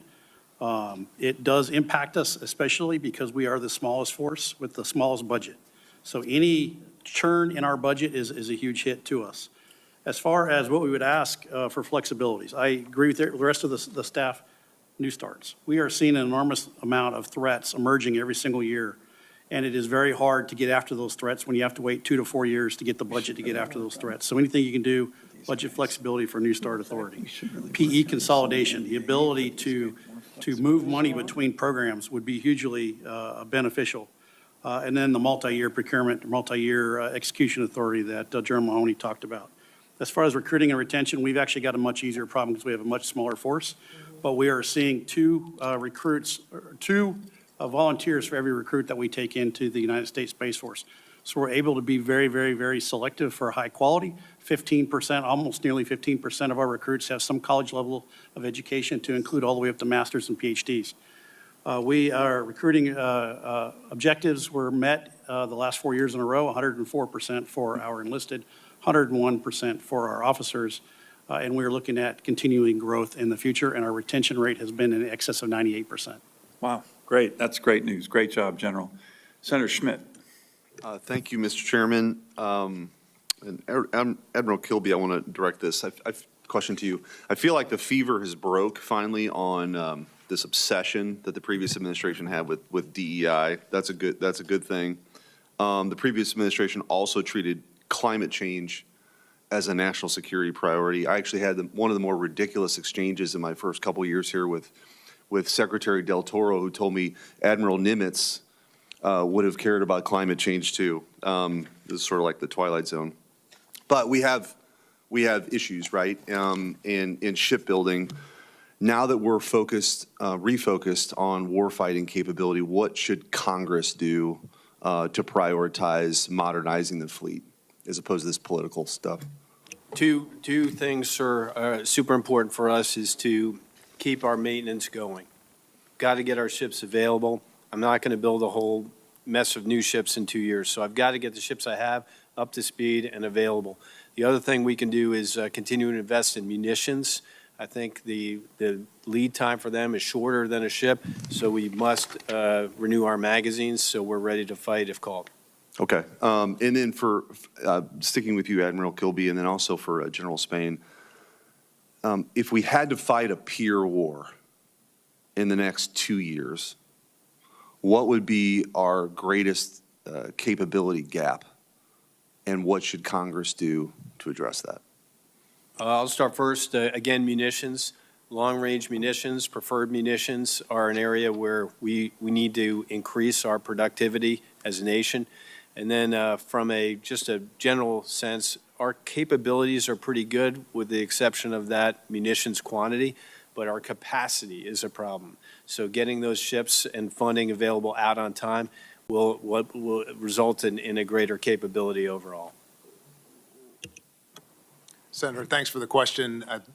To your point, in the next 2 years, the greatest challenge for us is going to be regaining the sustainment edge in our current fleet. The lead time required for parts and supply within that time frame would require an infusion to help us with our aircraft availability, our mission capable rates, and training our flying force to be ready within that window. In addition, some flexibility on new opportunities with technology in terms of asymmetric capabilities that would enable us to actually inculcate our force design, which calls for both high-end exquisite capability paired with low-end, low-cost per effect, massive capability that can augment the air component commanders who are in the field. Sounds like NGAD. Might be. The exquisite would be, NGAD would be an example of the exquisite, yes, Yeah. sir. General, I guess with the time that I have remaining, General Mingus and Mahoney, just wanted to ask if sort of the similar theme of flexibility, if you had unrestricted funding for readiness, how should that be spent first, and in order to get that high-end capability? What would we be doing? Like if we're in an era of scarcity, right, that we have to accept at some level, what is the level of priority, or what are the priorities?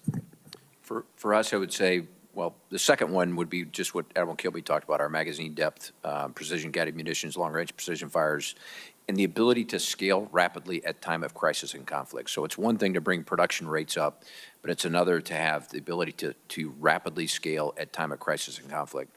And the other would be support. And let me just, how would you rate where we're at right now on that front? Because I've heard that, I agree with that. Where do you think we're at with that?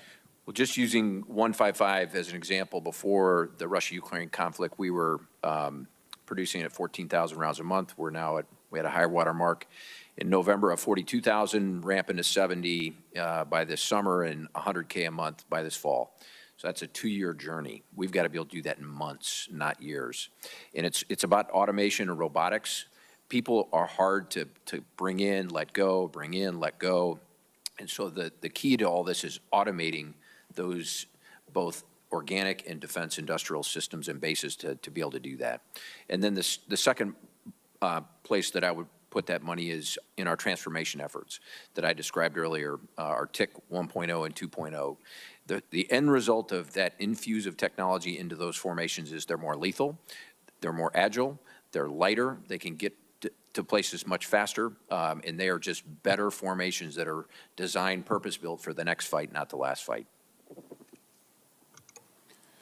Senator, if I had a three-part wish list, the first one would be to accelerate our force design to ensure victory and more killing power in the contact layer. I agree completely with depth of magazine across people, parts, programs. There's several things that we don't have enough of that we need to build more and deepen that. If anything, what Ukraine, what the Levant, what the Houthis show us is that the short, sharp illusion is just that, a short, sharp illusion.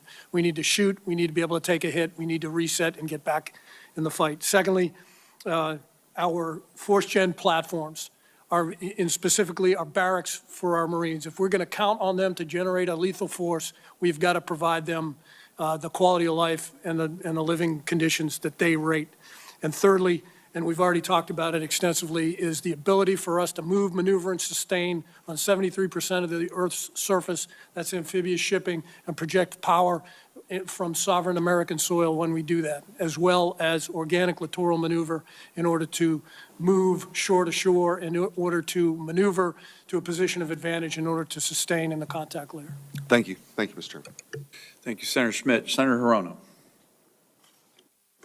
Thank you, Mr. Chairman. I would say that as our services, with the exception of Space Force, are facing recruiting challenges, why should we discourage, or why would we be discouraging women and minorities from enlisting with all this anti-DEI stuff? Admiral Kilby, the Navy's Shipyard Infrastructure Optimization Program, or SIOP, projects were unfortunately not included in Secretary Hegseth's list of protected and prioritized programs following his directive to implement an 8% budget cut across the board at the Pentagon. You testified today on the importance of SIOP, and of course, clearly we need to do a better job of repair and maintaining our ships. So with the flexibility that you are requesting in the CR, even if SIOP is not on the Secretary Hegseth's list of priorities, are you planning to prioritize critical SIOP projects across the fleet, including, for example, completion of the dry dock and planning and design for a waterfront production facility at Pearl Harbor?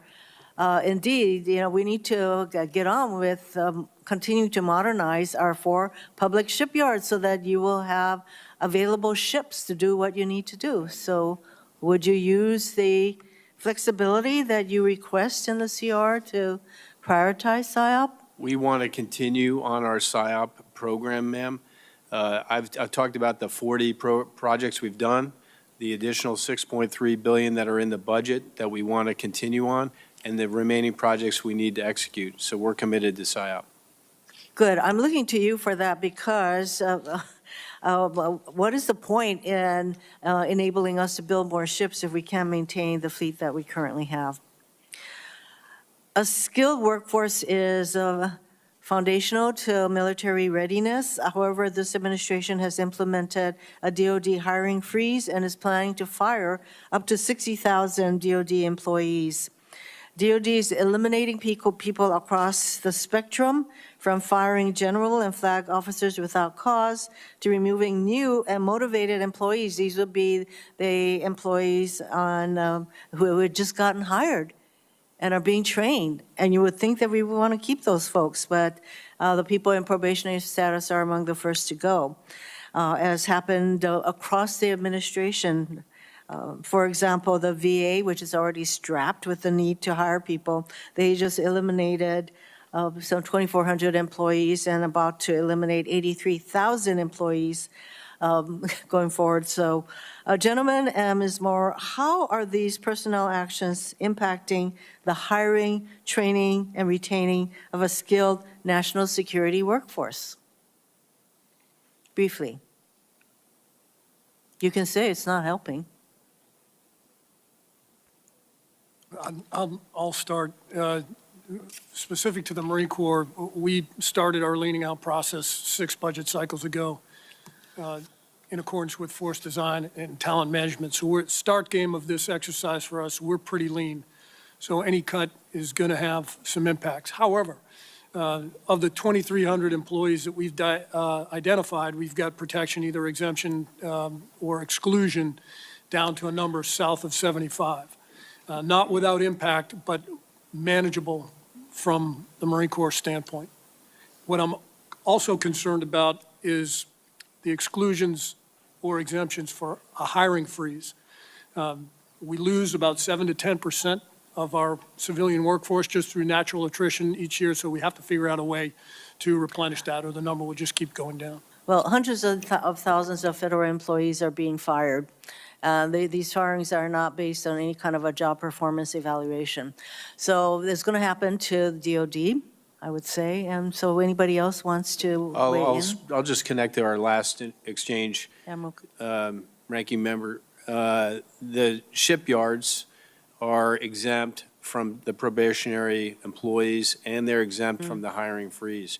So we are trying to shape this in a manner that allows us to continue the most important work as we work through guidance from the administration. Also exempted from the hiring freeze is the Military Sea Lift Command, an important force for us to maintain our fleet. So I think those are efforts on the services part to manage this. basically, all three of you are needing to identify some very critical people that you want to make sure that these firings do not hit. Is that what you're doing? Yes, Senator. Thank you, Mr. Chairman. Thank you, Senator Hirono. I'm going to finish this line of questioning with you, General Spain, on the CR budget flexibilities and specific, if you can get there, and then Air Force recruiting and lessons learned, and then Ms. Maurer, I'd like you to answer the same question as well. Mr. Chairman, thanks for the question. We talked a little bit in the opening statement about the bad, but I echo the comments from across the table on top line restrictions. Flexibility, in my mind, really comes down to treating our readiness accounts and quality of life accounts in terms of MILCON and FSRM with the same flexibility as operations. The readiness impacts within those accounts have the same deleterious effect across the force as stopping current operations. And so by allowing flexibility across the pillars of those readiness accounts, that's manpower, infrastructure, flying and training, and parts and supply, we can mitigate some of that risk that comes along with the CR. From a recruiting standpoint, the Air Force is above glide slope on our recruiting goals for the year. We increased the number by 20%, and in fact, we're still above the 20% increase, and we have the largest delayed entry pool that we've had in 10 years and the most recruiting that we've done at this point in the year in the last 15 years. So we're in a good position. Are there lessons learned from what you did to get over that hump? Yes, sir. So we have increased the number of recruiters. We've increased the training, which reflects some of the things that were said before. I don't know if I was a recruiter when I first started out in the Air Force waiting to go to pilot training. It's a tough job, and you need the right people doing that work, and we're bringing the right people in, and we're training them even better than we had before. Great. Ms. Maurer, do you have any views on in general, the line of questioning that I've been going through on CR, but in particular, we've heard the challenges of that, but in particular, what I want to hear from you is your sense on flexibilities that I know that we could provide more in the budget to give our services the ability to address some of the challenges that you put in your report, but also give them flexibility that if we have to, and certainly I wouldn't advocate for it, but another CR, another kind of budgetary constraint issue, that they have more flexibility to address them. And then also if GAO has looked at lessons learned from the recruiting kind of challenge that we had over the last 3 or 4 years and how that's come about, what are those? Sure. Thank you for the question, Mr. Chairman. On the issue of CR, talking about a full year CR makes me think back to work that we did over a decade ago looking at the impacts on sequestration. Obviously, it's a little bit apples to oranges, but we issued a report 2015-ish that looked at how sequestration impacted DOD. And at that time, we had a recommendation that DOD collect the lessons learned from sequestration and stockpile them in case they needed those lessons later on down the road. 2017, we reached out to the comptroller shop. They said they had taken action to implement that recommendation. So that's sort of a takeaway item for the department, is to look back at what DOD did back in 2017 in terms of lessons learned on sequestration and see what, if any, of those lessons can be applied to today. In terms of flexibilities, we've heard a lot, in my teams have heard a lot about the types of flexibilities that the generals and the admiral talked about today. Obviously, GAO tries to stay a little bit agnostic in terms of specific flexibilities, but what I will say is that whatever flexibilities are offered should be directed towards ensuring the ability of the services to meet the readiness challenges that they face. I talked about earlier in my opening statement, there is a significant imbalance between resources and mission. And so that anything that can be done to help bring that into better balance would be very helpful. In terms of recruiting, we're very encouraged to see that the recruiting numbers have come up. We've issued a whole series of reports in areas where the services have critical shortfalls in the number of people they need. So, for example, at the Navy, for every 6 sailors that they need for the fleet, they only have 5 assigned. We found deficiencies in the number of air defenders. The Space Force has a really good force generation model, but they don't have enough guardians to actually carry that out, much less on the civilian and the contractor side. So that the improvements and the change in the trend line in recruiting can be helpful in that regard. In some of our work on recruiting, we think it's important for the different programs, the different services to get an understanding of what is working, what isn't working, and then double down on the things that are working and then share those lessons with each other. That way you'll get a better outcome. No, I'm going to submit questions. Okay, great. Thank you on that. And I still have a number of questions. Senator Mahoney, do you want to do another round, or do you want to submit questions? But I will I'm going to submitting. stay for a while, I'll be since submitting. I have all these very important members of our military, I think. I will be submitting, sorry. I'll be submitting questions for the record. Thank you very much, Mr. Great. Chairman. Well, let me continue with some additional questions. General Mingus, one of the things that I want to try to nail down is, my understanding is the top line number for the end strength of the Army was reduced because of the recruiting challenges. We almost had to do it in a forced way. Now that we've met these numbers again, and you have almost a surplus, will you be requesting from us? And do you have the flexibility to increase your top line to a certain number? What's your flexibility on that? Because I'd like to see it. If you need more funding to get to that higher top line, I think we'd all be certainly willing to provide it. But what kind of authorities do you need to get back to a higher end strength when the reduction in your end strength was actually a resultant function of the recruiting challenges? Now that you're going in the positive direction, we want to take advantage of that to increase your end strength. What do you need? Money, authorities, both? Thank you, Chairman.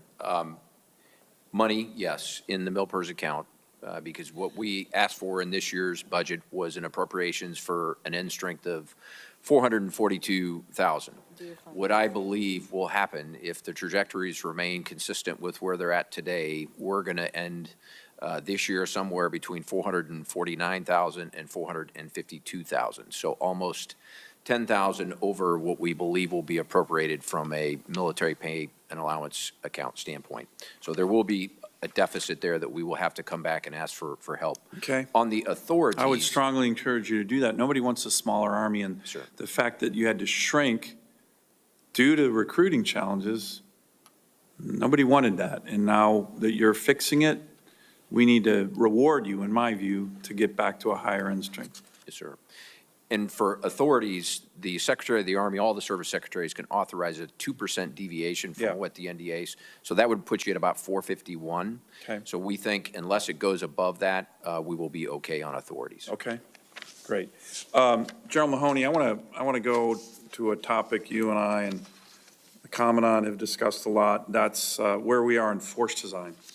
And, you know, very innovative Marine Corps initiative, started with General Berger, but not without criticism.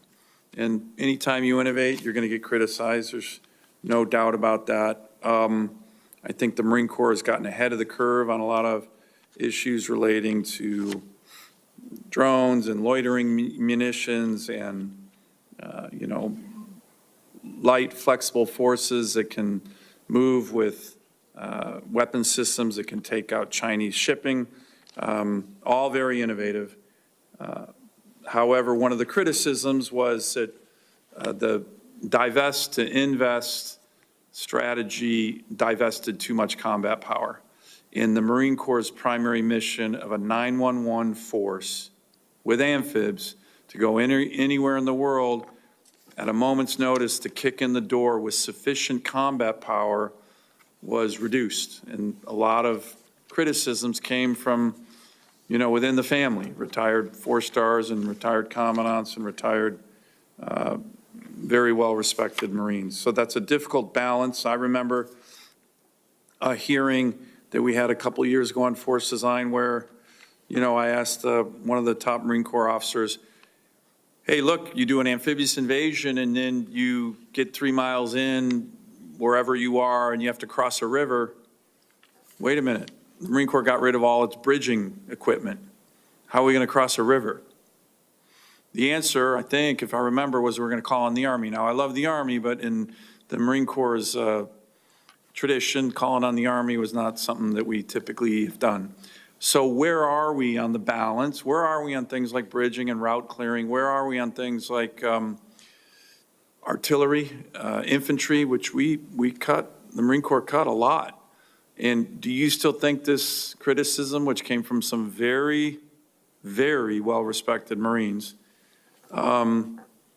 is legit? Are we recalibrating a little bit in terms of, we want an innovative Marine Corps, but we do not want to get rid of our 911 capability, kick in the door anywhere in the world and bring significant combat power to bear anywhere? And what's the balance and how are we doing on all those things, General?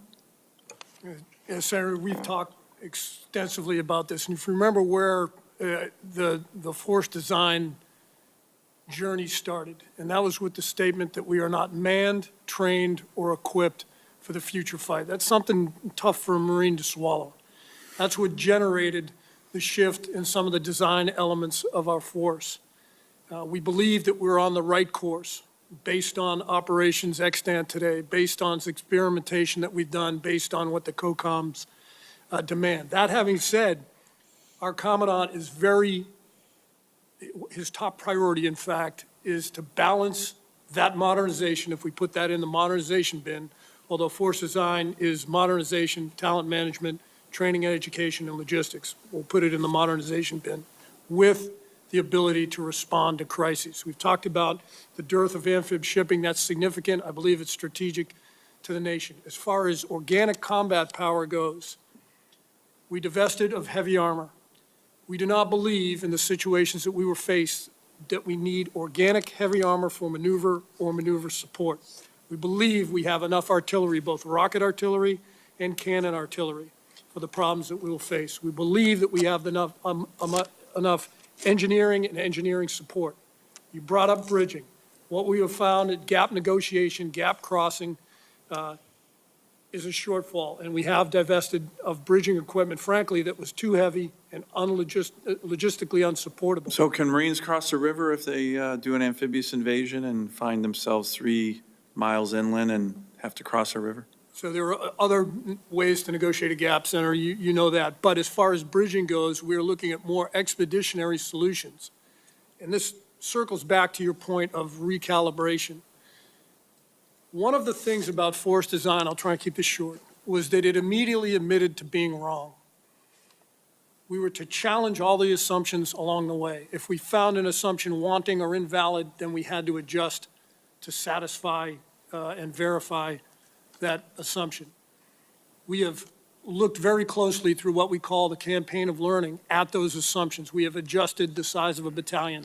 We have adjusted some of the aviation capabilities we have. We have adjusted some of the weapons that we have either bought or not bought. And to your point, we're looking hard at expeditionary solutions to bridging. As far as joint support, frankly, I'm less concerned about the Army providing an M1A2 for us as I am about us as a joint force being able to project, set a theater, and sustain a theater from a joint perspective. Great, thank you. Senator Hirono. Thank you, Mr. Chairman. In 2019, the Secretary of Defense discontinued certain tasks at the border after determining that service members were not performing military functions and the continued support would negatively affect military readiness and morale. I think that is an important aspect of what is happening, the impact on morale.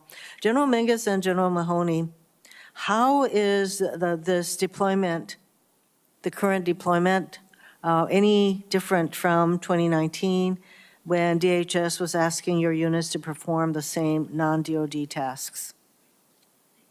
Thank you, ma'am. We've been asked to defend and secure the border, and we're gonna do that. That's a priority for this administration. We're gonna execute that mission as we have been asked to do. Over time, as we build, anytime you're asked to defend, it has three critical components: a physical, a technical, and a human. And as those physical and technical things come online, as our secretary testified, the human resources associated with this mission set will come down. But to answer your specific question, the lessons we learned from 2019 is the troop to task, as we like to use, was a 1-for-1. Detection and monitoring, POE support, admin support, data entry, et cetera. And so there was no time to come offline to continue to train and do their mission. So it doesn't sound much different from what was going on in 2019. This time, we're going to make sure that the troop to task allows for rotations so that the degradation in readiness is not as substantial as what we saw in 2019. That remains to be seen.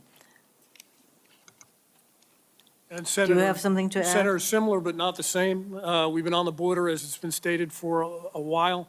The mission has changed with this recent evolution, where we're primarily executing engineering tasks and engineering support tasks, think barrier emplacement, but we're also executing intelligence tasks. And in both of those, there is training value, especially for the intelligence analysts, to collect and analyze what is a very complex situation. But as General Mingus brought up, anytime you have 10 essential tasks and you're only training to 1 or 2 of them, you have to figure out a way to either accept risk in the tasks that you're not training to, or to figure out a training plan. And maybe unlike the Army, even before we had a rotational basis where we could plus up the skills in the tasks that weren't being performed, and we'll manage the same way.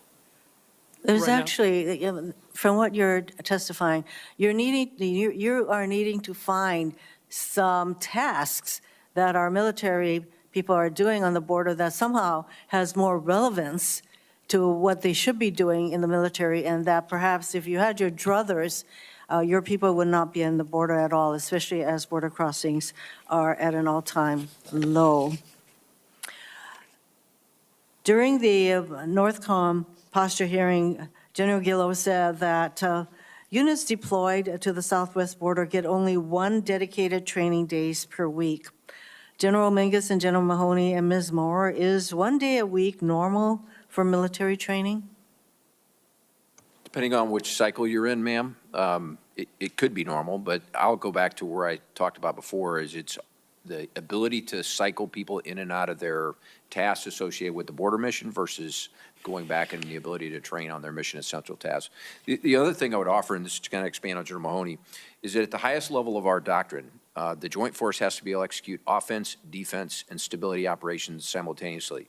This is a defensive operation, and so there is training value associated with that. Is it going to be the same as if they went to the National Training Center? Absolutely not. But there's still value to be had if the leadership takes the right approach to it. And Senator, I'm not familiar with exactly what Northcom said, but I would maintain that our engineers and our intel analysts have had far more than 1 day of training to train for this mission. For obstacle emplacement, for intelligence analysts, they undergo a whole battery of training to prepare them for just this support. So you're saying that our troops on the border are actually getting equivalent, something that is equivalent to more than 1 day a week in training. So, you know what, I mean, I think that you're doing your best to be very forthcoming in your assessment of your troops being deployed to the border.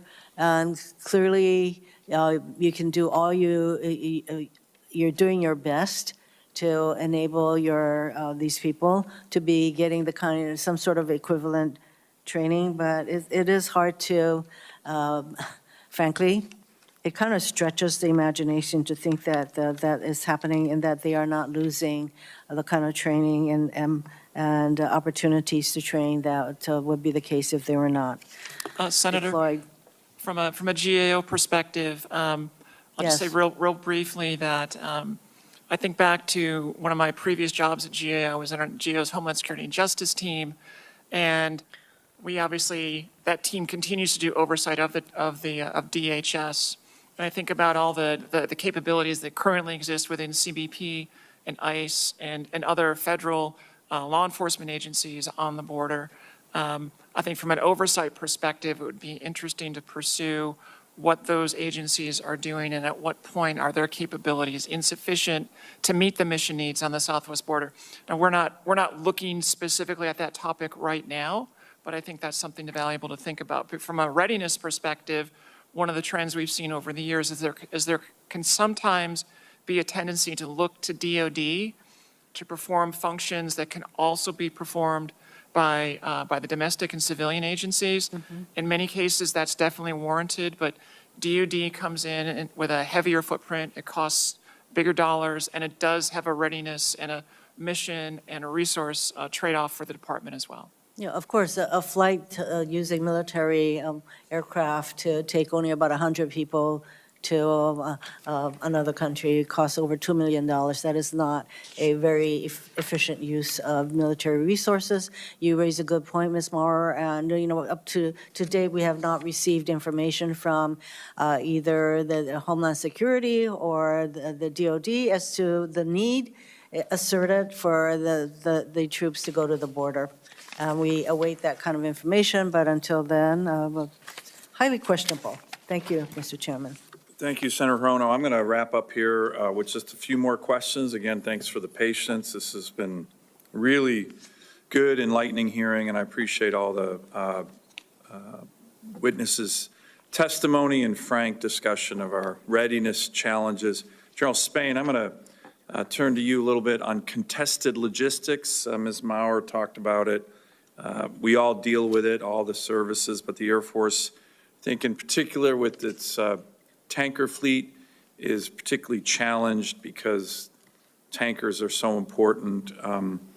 The previous Secretary of the Air Force committed, after the Chief of Staff of the Air Force and many others over the last several years, we're going to be moving more KC-135s to Eielson.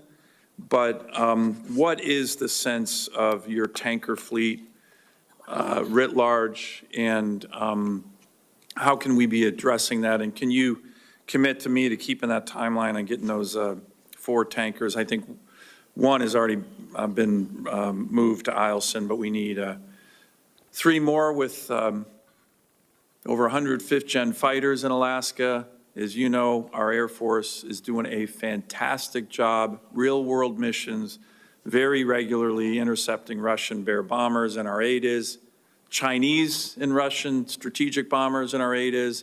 Our military, our Air Force has done a great job up there. But as you know, those intercept missions are not easy, and we need tankers. But we need tankers throughout the world. So what's the situation there? Thanks, Senator. I appreciate the question. As you are fully aware, we're committed to the KC-46 program, 89 aircraft on the ramp today, and recent deployments have been wildly successful in their ability to offload gas to a multitude of receivers, both in theater and around the world. For the KC-135, obviously we did some re-engineering and service life extension in the 80s and the 90s that will keep the platform flying for decades to come, but we are also fully committed to tanker recapitalization post the KC-46 program. Right now, we're on track to continue to procure 15 KC-46s a year, and we're continuing to move the tanker recap acquisition strategy forward, and we'll continue to do so. And to your point, we are continuing to move down the path to bringing the remaining 3 KC-135s to Eielson for the reasons that you mentioned. We have some work to do with the department on some notifications, but beyond that, we'll be able to move relatively quickly. Great. Keep me posted on that. That's very important. General Mingus, we talked about the 11th Airborne Division, Arctic Angels. I'd like just to get an update from your perspective on how that unit's doing. I try to touch base with them a lot. From what I can tell, they seem to be very motivated. And now that that's a warfighting headquarters, any other additional personnel that we talked about coming to that unit in Alaska? And then any other thoughts about additional multi-domain task force that you're looking at placing? I know that you were looking at Alaska for a multi-domain task force at one point, but just to update on really the operations and morale of the 11th Airborne Division, who do a great job in my state. Yeah, thanks, Chairman. I know you're proud of them, and we are as well. Their trajectory still continues to move in a very positive direction, both on the suicide front, also on the people side that you and I talked yesterday, but also on the operational side. Multiple warfighter exercises. They just demonstrated their ability to self-deploy in-flight rig all the way from Alaska to Hawaii, jump in and participate in a high-scale warfighter exercise on island just a couple months ago. So from an operational perspective, they continue to improve and get better every day. The other fundamental change that we made in Alaska was converting the brigade in Alaska from a striker to an infantry brigade combat team. So that climate, culture, and the identity associated with being light fighters, Arctic light fighters, they absolutely have embraced that. It's turned the corner in that organization, and they are off on a great start. So very, very proud of where they're headed. On the multi-domain task forces, we did consider, but in the end, sir, we did not make a selection to go to Alaska for the fifth multi-domain. Where's the fifth multi-domain task force going to be home ported? Fort Lewis, Fort Carson, Hawaii, Fort Bragg, and Europe. Okay, great. Thank you. Admiral, you and I had a good discussion on ADAC the other day. If you look at a map, it's an incredibly strategic base. It's the gateway to the Arctic. It's much further west than Hawaii. It's kind of a dagger in the flank of China. Can you give me your sense on the strategic value of ADAC and any updates since you and I talked about that? Well, just for the record, sir, we went to look at ADAC from kind of a small, medium, and large warm basing perspective on what we could do in the future. With your support, and we're going to send up a team to engage with the Alute Corporation and the Department of Transportation from Alaska to really understand that to a greater level. We sent 14 ships to Dutch Harbor last year, 2 from the FDNF, 12 from San Diego, so there's a need. Yeah. I happened to speak to Admiral Paparo last night on a number of issues. This came up. We talked about the increased activity by China and Russia in that area. So to me, that lends itself to address those types of activities, so we're not having to sail so far to get there. Well, I appreciate that. And again, that's it's not just aircraft, strategic bombers, and our ADAs that our great Air Force is doing such a good job at addressing. It's, to your point, it's Chinese and Russian joint naval task forces in our EEZ up in Alaska. This is happening on a regular basis.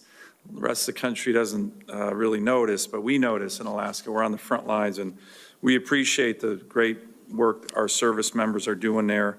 And so I want to thank you on that and look forward to working with you on that. Can we get to a point, I know it was already discussed in depth, but on the amphibs between the Navy and the Marine Corps, you know, General Mahoney, we talked about the Marines kind of 911 kick in the door capability, but essentially that goes away if you don't have a MUARG that you can rely on. So, Admiral, can you commit to us to work with us in the Marine Corps on prioritizing amphibs? You know, I'm just being frank here. You don't get the sense that if it was a Ford-class carrier or something like that, that the maintenance numbers that GAO has reported would be so challenged. Right now, the recent GAO report stated roughly 50% of the amphib fleet was in poor condition, poor material condition, including 5 out of the 9 LHA, LHD carriers, and 90% of the LSDs. Those are numbers that are shocking, and they really undermine the Marine Corps' ability to do its job. And it's a team, one fight, Navy, Marine Corps, but that's a real detriment. Yes, sir. Thanks for that question. I'm not satisfied with amphibious maintenance or readiness. We are committed to the 80% combat surge ready. In a subset, So that's going to be all surface warships, the 80% idea? Yes, sir. But as a subset, I've asked Admiral McLean, who is the SWO boss, to really do a deep dive on amphibious ships in particular. And there's some things I discussed that we can do better there, but you have my commitment to meet that goal, to exceed that goal, and to ensure that we have a three-ship ARG ready for the Marine Corps when they embark.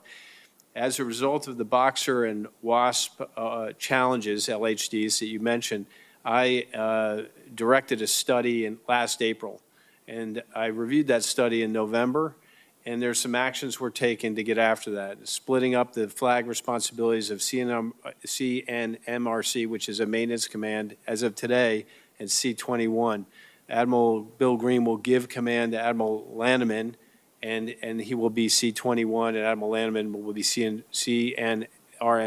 So focusing on that with that effort and leadership, I think will help us there. But as a subset of our perform to plan for surface ships, I'm going to focus on amphibious ships. You have my commitment. Great. Thank you very much for that. And General, how many MU-ARGs did we deploy out of the West Coast last year? 15th MU. Was it a full complement? It was not. It was due to the issues with Boxer. Somerset sailed as a single. She was joined by Harper's Ferry. Boxer had to go back for maintenance, and so it was a conga line of 3 ships. I believe they only operated as a 3-ship for less than 2 months. And we need to fix that. My final question is a bit of a complicated one, so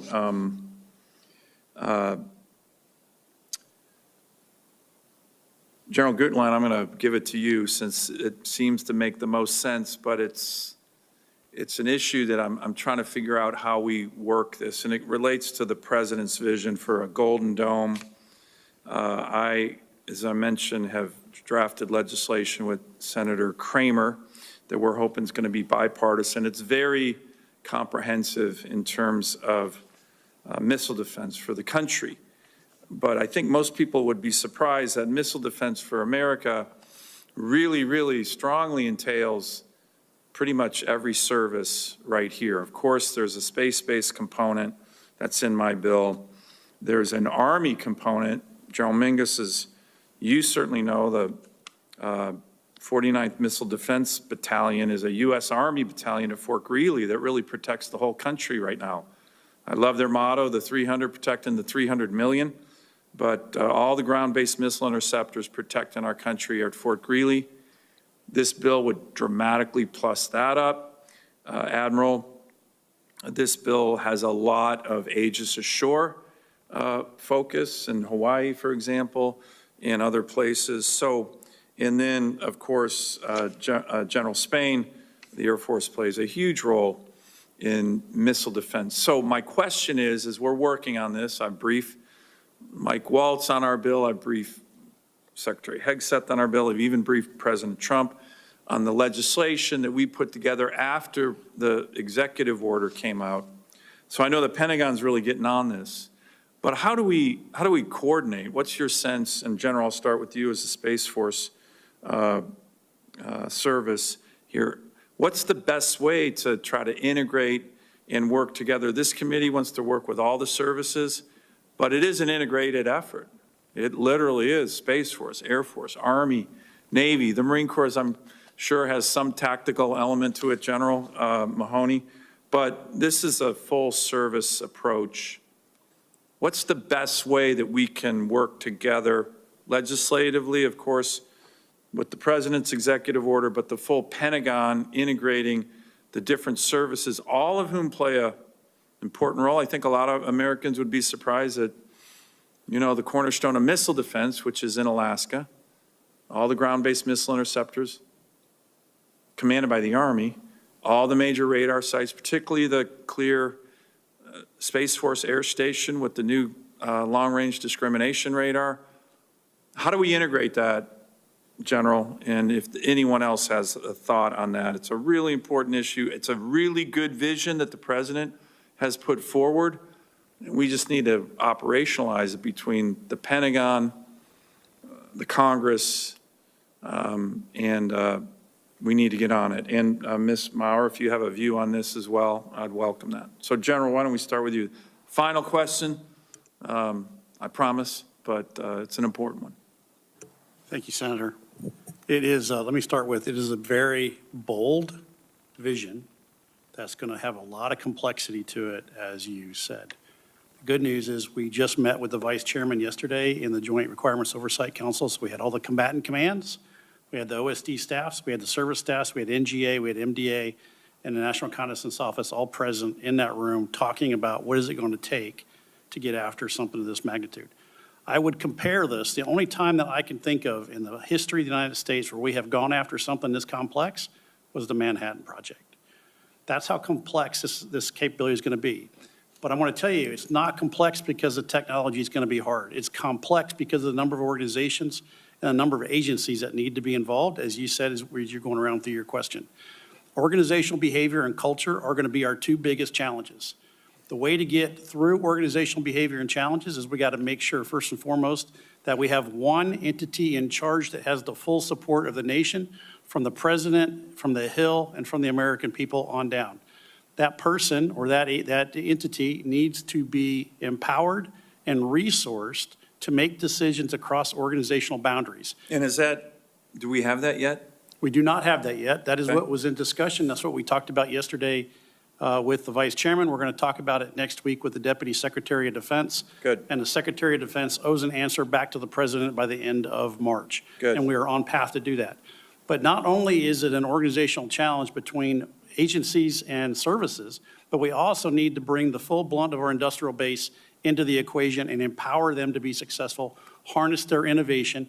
That means we need to embrace the non-traditional contractors and get their ideas and get their capabilities on the table. By the way, they're really motivated, those non-traditional contractors, to play an important role here. So I'm really glad you're highlighting that. Yes, sir. We've had numerous industry days. I've taken numerous meetings. The Missile Defense Agency had an industry day trying to look at the whole of the U.S., not just the government, but the whole of the U.S. to get after this problem. We are also having conversations with our allies. Can the allies bring capabilities to the table? The Canadians are very interested in partnering with us on the protection of the homeland. They would like it to be the protection of the continent, so we're having those kind of conversations as well. It would be great to see the Canadians participating and helping fund missile defense. Right now, it's my distinct recollection that they don't participate hardly at all. They don't do anything on NORAD missile defense. They do participate in NORAD. They do not participate in the Missile Defense Agency. Yeah, they need That's to correct. participate in missile defense. If a rogue North Korean missile is shot into our continent, and defense as a wealthy NATO member, and they need to do it on missile defense too. I've been pressing the Canadians for years on this. They don't put any money into missile defense, and it's not acceptable. The last element that I would bring to bear on here, as we start to look at the authorities and start to look at the accountability, everything we've talked about in this session today, dealing with the continuing resolution, also comes to bear. This program, to be successful, has to have funding stability. They have to know that they're going to have those resources from year to year to be successful, or else they're going to be very inefficient and they're going to suffer a death by 1,000 cuts through fits and starts and stops.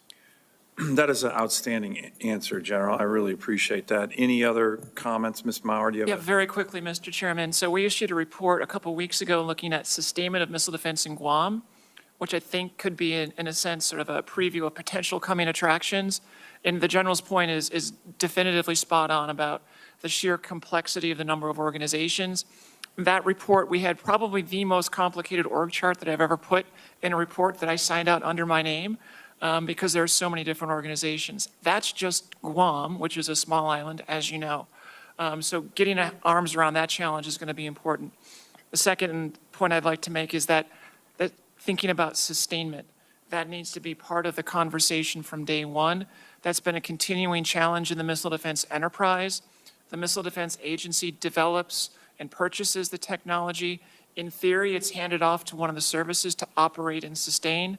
Those handoffs have not been happening in the way that they've been envisioned. In fact, that's one of our recommendations in this report on Guam, is that DoD needs to spell out specifically who is going to do what and how sustainment is going to work for a Guam defense system. Great. Any other thoughts, Admiral? Yeah, I'm just going to offer one thing I talked about in the J-ROC. We can do this. In 2008, we shot down a satellite that was deorbiting full of fuel in 6 weeks. The whole of government got together with agencies, the science community, and industry, and we made it happen. So we can do this. We just need to do the things that were outlined and provide clear lines of C2 and solid, consistent budgeting, and I'm convinced that we can deliver. Good. That's a great answer. Anyone else on this topic? Yep. General Senator, briefly agree with everything that's been said. The stitching together of the various capabilities will be the key enabler of Iron Dome and Golden Dome. Obviously, the scaffolding of which exists today in Air Force forces and Space Force forces, along with the Army ground-based deterrent. The integrated PEO that we have in Major General Luke Cropsey in our ABMS program and the CJAD C2 program will be the thing that will allow each of the services to connect the effectors, the sensors, and the sense-making capability across all services and agencies. That will need to be a primary focus of this effort, along with the capabilities that each of the services will bring. Good. Well, these are great answers. You know, you have a strong vision from the Commander-in-Chief. The President obviously is really focused on this. He mentioned it in his State of the Union last week. We will be in the budget reconciliation bill that we're working on. The DOD component is going to have a lot of funding on this. So I think it's a sense of urgency that we all need to work together on the Congress, the executive branch, and General, you kind of laid out a vision and the importance of some key principles, and we look forward to working with all of you and look forward to having that designated individual or agency in charge. I think it's a really important component as well. So with that, I want to thank everybody. This has been a long hearing, but a really important hearing. I want to thank, again, all 6 of you for your service, decades of service to our country in uniform and without or not in uniform. GAO does a great job. If there are additional questions for the record, my Senate colleagues will submit those in the next few days, and we respectfully request that you try to respond to those within the next 2 to 3 weeks. With that, this hearing is adjourned.